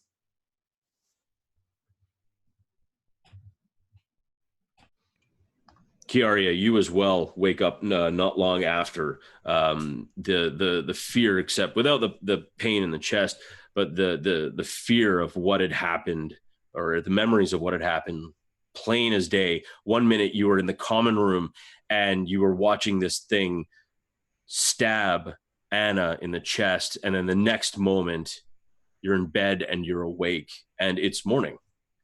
I'm going to immediately throw off the covers and mutter, Timora, preserve us. I'm going to run upstairs to Anna's room to see how she is. All right. 6. What do you... Let's see. I'm doing a big old cat stretch and yawn and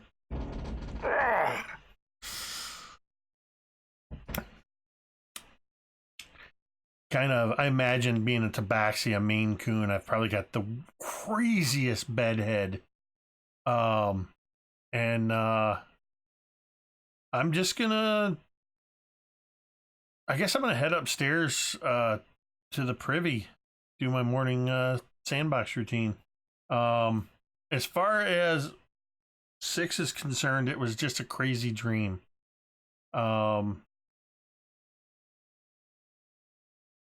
As a traveling around with the entertainers and the circus troops and such as I have, it is not unusual to have very vivid and rich dreams.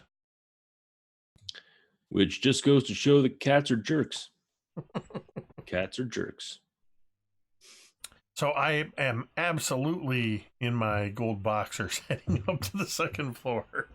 Or I guess the third floor. Where the second floor of our living quarters up to the privy. And Bevyn, your night your sleep is very uneventful. After imbibing a few, you get that kind of dreamless sleep, and waking up, you feel like you've slept great, and not just great, you slept wonderfully. Any kinks or cricks in your back are just seem to be gone. And you just feel like alive. You just feel like $1 million in this bed. Okay, so Bevyn's gonna hop up first thing, change into some morning clothes. He's feeling kind of surprised and kind of missed his new friends. He's gonna run downstairs, down the front stairs there, and go cook up some breakfast for everybody in the kitchen. All right. And then when that's ready, I'll bring some eggs and some various breakfast meats and bread. I'll bring that back upstairs to the common room when I'm done. All right. Well, the kitchen in the tavern area, because you'd have to go outside. There's no actual like food. For some reason, you guys didn't, bother to go get groceries. However, fortunately for you, there may be a plot 7-Eleven kicking around where you could go pick up a few things for breakfast, and as you do, you cook it up and bring it upstairs. The lot of you kind of with your heads in fogs, kind of moving around. You get this smell of just food, tons of food, and not kitten butt. It's just this really, really like lovely smell of like cooked meats and eggs and bacon. So even though I'm smelling this and I've gone up to Anna, what do I see with Anna as she's waking up? As soon as you kind of do just come into Anna's room. Oh, I'm going to burst in like a scared mother hen. You can tell Anna, you see her just kind of sitting there staring, just eyes wide at the wall. You can tell just from looking at her face that something happened or something is wrong. I'm going to sit down on the bed next to Anna and I'm going to take her face in mine. Anna, darling, I know it was scary. I had the same dream. Please look at me and let me know you're still with us. I'm all right, yeah. She kind of shakes her head for a second. She blinks a few times. She looks back at you and it almost seems like she is trying to just kind of push it back down.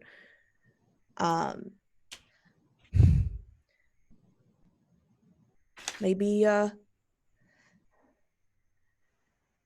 Volo was right. Maybe it is haunted. Well, after last night's dream, I tend to agree with you because this was certainly not how I normally slumber. You're magic-y, religious person? That's a good way to put it, sure. Do you know if we can, I don't know, get rid of it? Let's just say I plan to spend some time in the study today. Whatever that was, it's worked its way into our dreams, and I'm not exactly comfortable with that concept. No. But it's the day, right? And I think I won't be staying here nights. Well, for a bit. Plenty of room in the bed that I have. You're welcome to stay there too. It's all right. I got a place to go. All right. Anna, for all the harm or the bad you feel you may have done, just remember you did do some good in this world. And I can say that firsthand. And she kind of leans in, all serious. Don't tell Six. Why would I tell him? She just kind of cracks a smile, just jumps out of bed. Smells good. Smells like Bev's cooking. Well, as long as I don't have to cook, I'm all for trying out and sampling the lovely fragrance that's wafting up to us. Shall we? I'll be right down. Sounds good.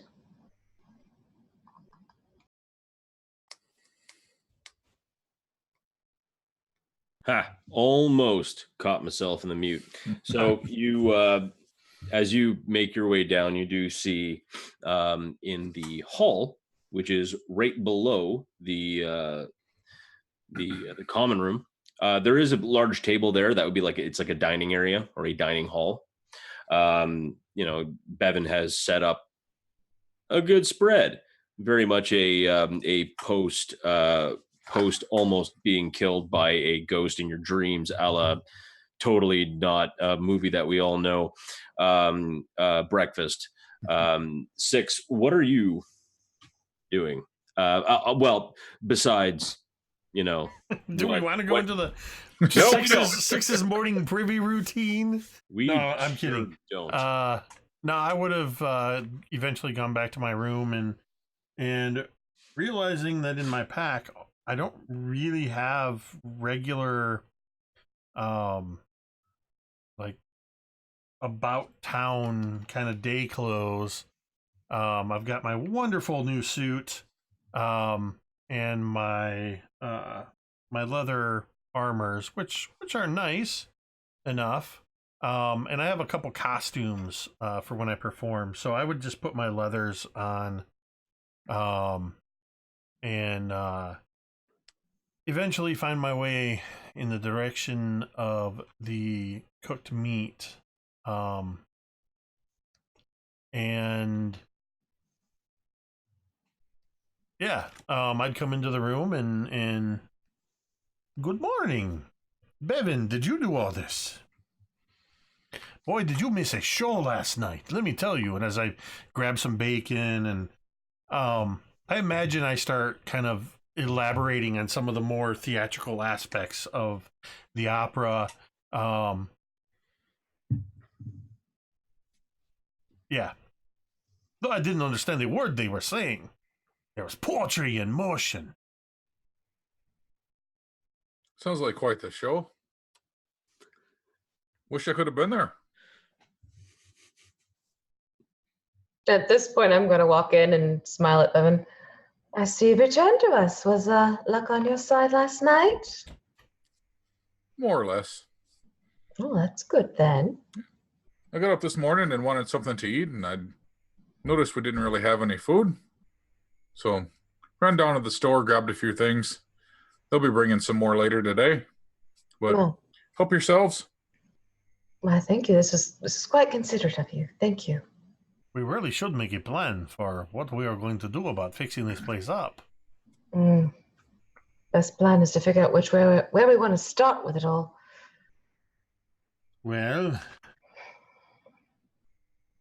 that fine gentleman from the guild,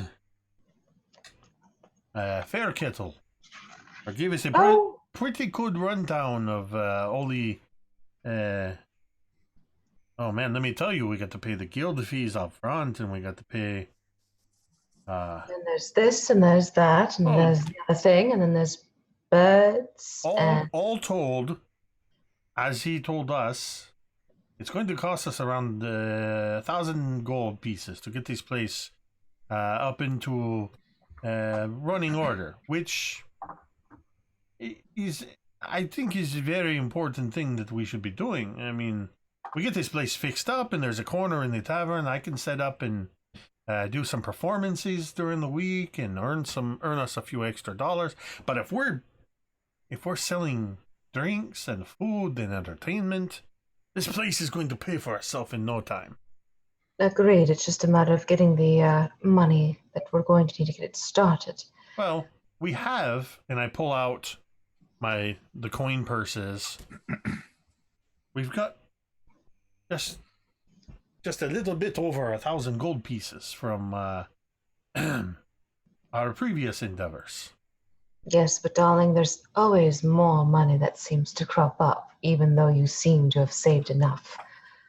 Probably wouldn't hurt to try and figure out some various ways to make a little extra as we're getting things going for Nobody's Inn. Well, we did have that one offer. A clever little bird.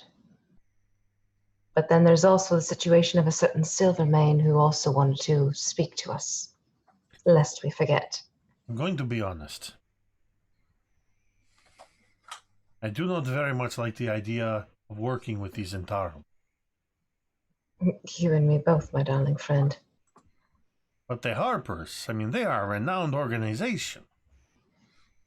Them I could see myself working with. Well, and quite frankly, I've had friends who've worked with them, considering my former profession, and I too am leaning towards the Harpers, I'm not going to lie. Anna, are you down here? I think at that point, Anna would kind of make her way downstairs. She kind of sits cross-legged on the chair and she begins piling up her plate. So, Bevyn, what would your thoughts be about working with an organization like the Harpers? Whether it was something we all did, well, most of us. I give a sideways glance at Anna. Or some of us, Or depending on what we wish to do. Let me put it this way. I very much would like to work with the Harpers. I think it could be very beneficial. It could provide me with a necessary boost to stature and elevate my position within the community, perhaps, as well as bringing in some coin. All, of course, for the good of Nobody's Inn. Well, 6. I'm not much for joining myself, but if that's what you think it's best for you, I say go for it. Anna, with her mouth just full of food, just kind of points to Bevyn. See, I told you he wouldn't want to, and I don't either, for that matter. In all fairness, they did send us 4 tickets. Just to let you know, you were part of the invitation. Well, Anna's made it perfectly clear that she has no intention of joining, and Bevyn does not seem to be interested. And well, to be perfectly honest, and I glance again at Anna, I'm over it. Which is perfectly fine, because no one should be forced to do what they don't wish to. 6. There was nothing to get over. You were... You are very much like your feline brethren. I would very much like to hear Anna finish that sentence. You were a cat. Simple as that. Well, it seems I missed quite a bit while I was gone. Oh, it was quite an eventful evening, but something tells me that you had a little more than just luck on your side last night. Well, a story for another day, perhaps. Does anybody have a quill, a pen, some ink, a pencil? There's one in my room you're welcome to. In fact, see if there's something left under a message I left last night while you're there checking. Say what now? Oh, I just wrote a little message next to my bedstand. See if maybe there was a response while you get the quill that's lying next to it. All right. I will go to Aria's room. And while 6 is going up, Anna would call, "Twat, you were being a twat." Well, it does rhyme with cat, doesn't it? You would gently, as I'm walking away, you would just hear a slight...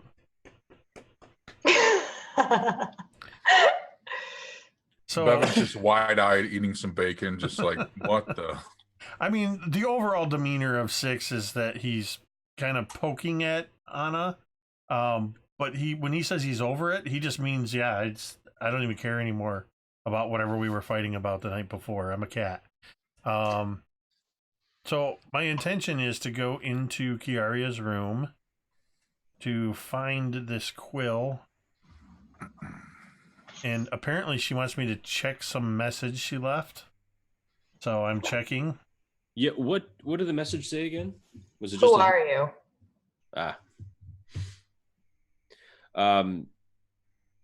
You see this note, and it just says Lith. It says Lith? Lith, L-I-F. L-I-F. Yeah, Lima, India, Foxtrot. If you want to... I'm sorry, that was perfect. All right, so I will take that note and fold it and kind of hold it in my hand. But before I take it back to Kiara, I'll take the quill and I will pull out of my pouch the blank bird that was given to me by Mert. And using the quill, I write 6 days until summer. And I write the word yes.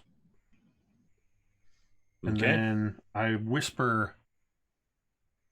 It doesn't take a lot. I mean, it takes a lot to make Six feel embarrassed, but he feels a little awkward whispering to this paper bird. Hurt. And immediately the paper bird begins to jerk and move and actually flutter, like flap its little kind of papery wings and begins to kind of rise out of your hand and sails out the nearest window.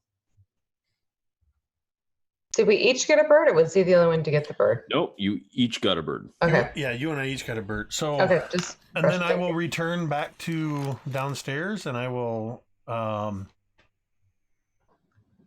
hand the note to Kiara, because I guess to my eyes, I see "Who are you, Lif?" For all I know, she wrote that. So I'm just going to hand you the piece of paper. Well, this is an interesting development. I'm going to put it down on the table. That is my handwriting. This is not. And I'm pointing directly at Lif. Yeah, it seems very shaky. Like it seems like it's not very stylized penmanship. Yours is quite nice, but his is like it's like it took a considerable effort to hold a pen. So then if you did not write this, what is Lif? Lif's living with the previous owner. I do believe he's dead. Yes, and I do believe he's making his presence that is still here known.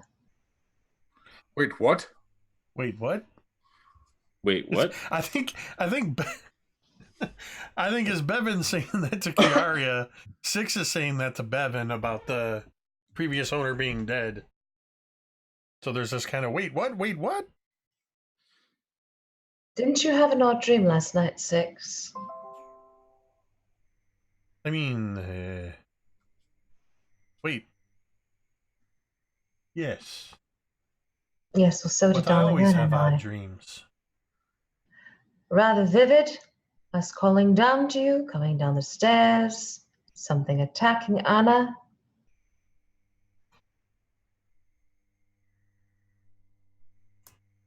Maybe. Ring a bell?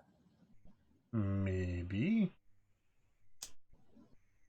Now There are my eyes are flicking back and forth between Kiara and Anna. We just got to get rid of it. That's it. That's all we got to do. And she would look to Kiara. Sid, you can do it, right? I'm most certainly going to be looking into it. Let's put it that way. Right. Whatever it is that Lif wishes to say to us, we need to figure out what's going on, why it's going on, and how to make it stop. Because I can tell you this right now, as lucky as we might be in patrons, when we first start, luck will not be on our side if they continue to have to deal with a belligerent ghosty of one or another. How exactly is it you come to know about this, Bevyn? How do you know the name Lif? How do you know this about the previous owner? I had a conversation yesterday with member of one of the noble houses. Went through quite the laundry list of previous owners that met, shall we say, not pleasant end.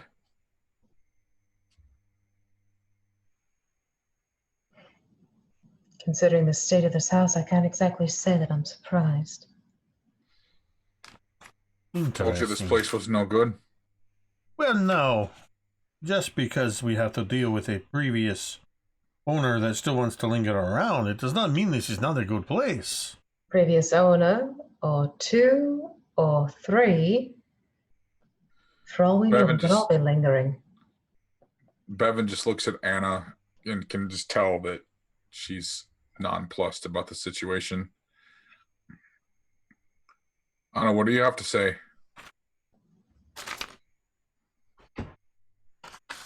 Well, I think we gotta get rid of it. I mean, we don't even know if it is this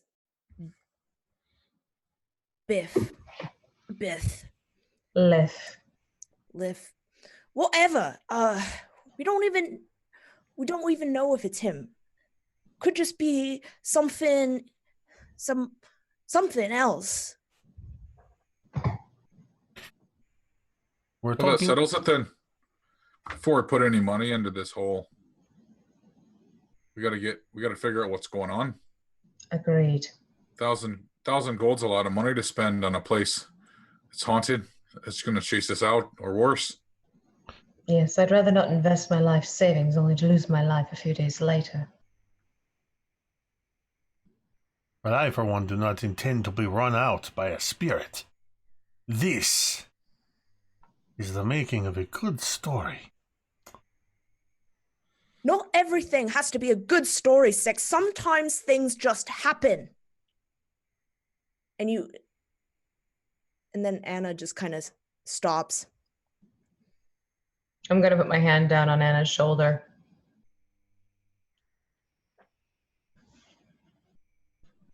All right, Kiara. You're the one that knows about this kind of thing. What do you suggest we do next? I need to visit another temple and see if I can find someone who might be better able to help us. As much as I'd like to be able to say that I could expel our friends, for lack of a better term, it's not exactly in my realm of expertise. But I might know someone who could. You need us to go with you? Chances are it'd probably be best to go by myself. If you want to go with me for a while and then maybe just wait outside, that's definitely an option. But I have a feeling the face-to-face conversation would be best left to just me. No offense to the rest of you, but this is a rather delicate matter. Six just mutters under his breath, kind of still looking at Anna. Not really glaring, but tail flicking a little bit. I ain't afraid of no ghost. And that's where we're going to end the session. That's perfect. Yeah. Slam dunk it. Yeah. Oh, you guys are lucky I can't carry a tune. I was going to hum the That's the good. Ghostbusters theme under my breath. That's We're good. totally going to be Ghostbusters. Oh, no. Mm-mm. All right, that's it. 17 new ghosts appear. Here, kitten makes it better. We have kitty Oh. power. Oh. So cute. Oh, God. I got to say, Mike, sitting back and listening to Damn. you bring, Bevyn's story around. Mm-hmm. I know it was such a minor thing, but I just loved it when he came outside and saw us go by in the carriage. Yeah. It's such a brilliant That little was touch to tell us exactly where amazing. we are in the story. That was absolutely amazing. I loved that part. Yeah, very cool. Mm-hmm. Wow, yeah, I didn't realize I could pull all that out of my ass, but it worked. That Well, and the I'm classic not going to say that. we're battling. We're like in this big old fight inside the house, and all of a sudden cut to the restaurant and the music's playing and they're having casual flirty conversation, and then Anna's getting a ghost dagger driven into her chest, and Bevyn's whistling a tune walking down the street, and all of that was brilliantly done. It was beautiful. Truly.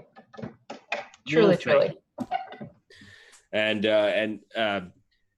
I am propped up on the fact that the players are all awesome.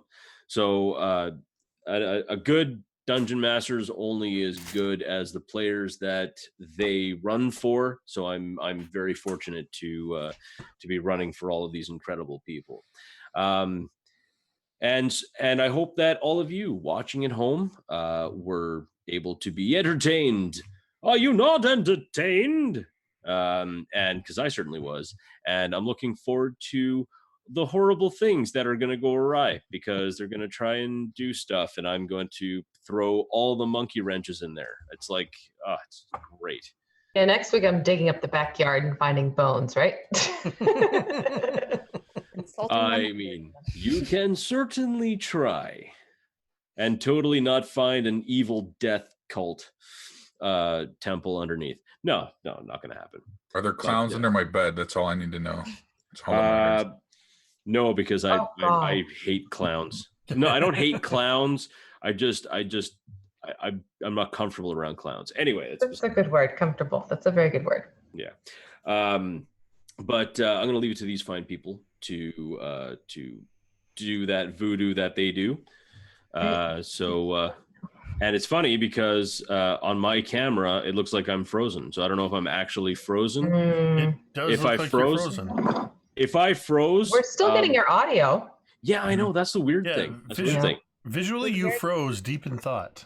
Yeah, I am. Yes, it's a contemplative. I call that the pensive total party kill. There could be far worse ones. Trust me, I've seen them. True. I've been one. Yeah, awkward pauses are great. But let's start with I'm pointing at the person who's gonna start. I'm just kidding. Let's start. It all up. Let's start with our unfortunate victim of the evening, Anna. Ooh.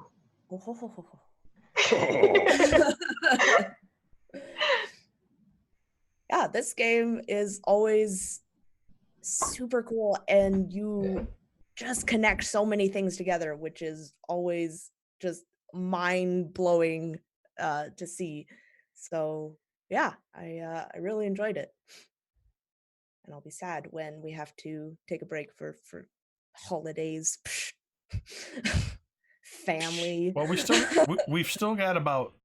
I was just looking at the calendar. I think we've got 3 or 4 more sessions, and then we'll take a 2-week hiatus for the holidays. Nice. Awesome. Mm-hmm. You don't want to play on Christmas Eve? Come on. I'm gonna be in Florida. Yeah. With a really crappy internet connection. In a pool. I still need to help out the fat man in the red suit. So I was just hoping for an excuse to not have to put together stuff that night. Well, that's kind of yeah. What, you don't like those instructions where like the English is so bad you're like you put the what and the where now? No, I'm tired of almost ending my marriage every December 24th. I get it, trust me. Yeah, that's rough. That's why you got to give kids pet rocks. Right.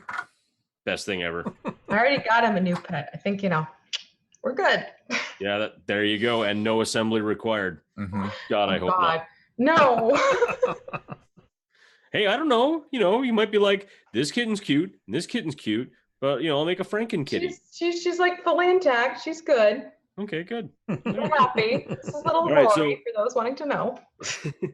So next up, let's go to my Jake. Jake, yeah. Dwight might contest that, but I'll be your Jake for the night. Yeah, so I'm Jake. At MTD_Jake on Twitter, where you'll get all the latest news on what's going on with Media Terrain Domain. You've been watching on Twitch, but you might also have been watching on YouTube. Regardless of where you're watching, subscribe, follow, hit the little bell if you're on YouTube so you get the notifications. And let's rack those subscriptions up. Let's rack those subscriptions up so we can start pushing towards that 10,000 subscriber goal and a big prize giveaway from Media Terrain Domain.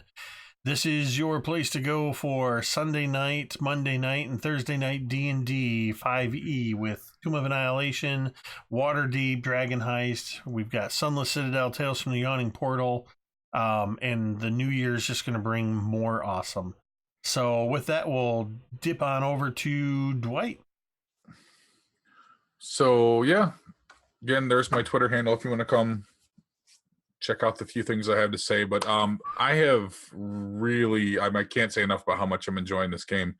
Jake and I have talked about this. Our home game is just chaos. Debauchery. For hours for every time that we get together. So to be able to like slow it down and get into character and figure out who these characters are and what's driving them and make decisions that aren't necessarily what I would do, but what I think the character would do.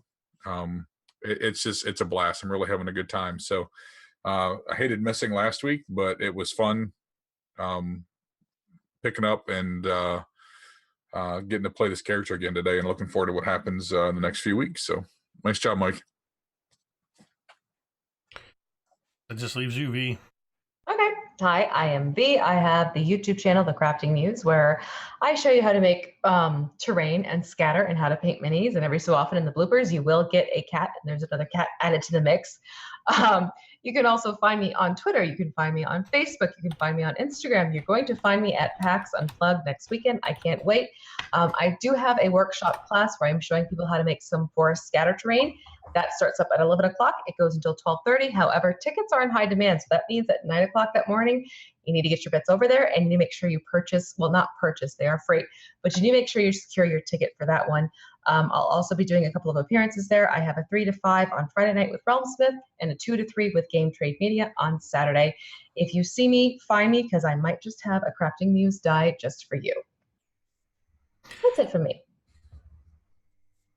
All right, and we've lost Mike's camera feed. He may have just muted his camera, but that's fine. Yeah, so thanks everybody for tuning in.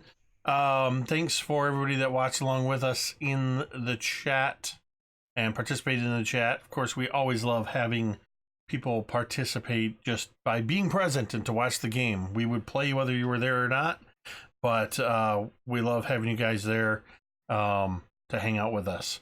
So with that, we're going to go ahead and end the stream the same way we end every stream, and you can say it with me if you want.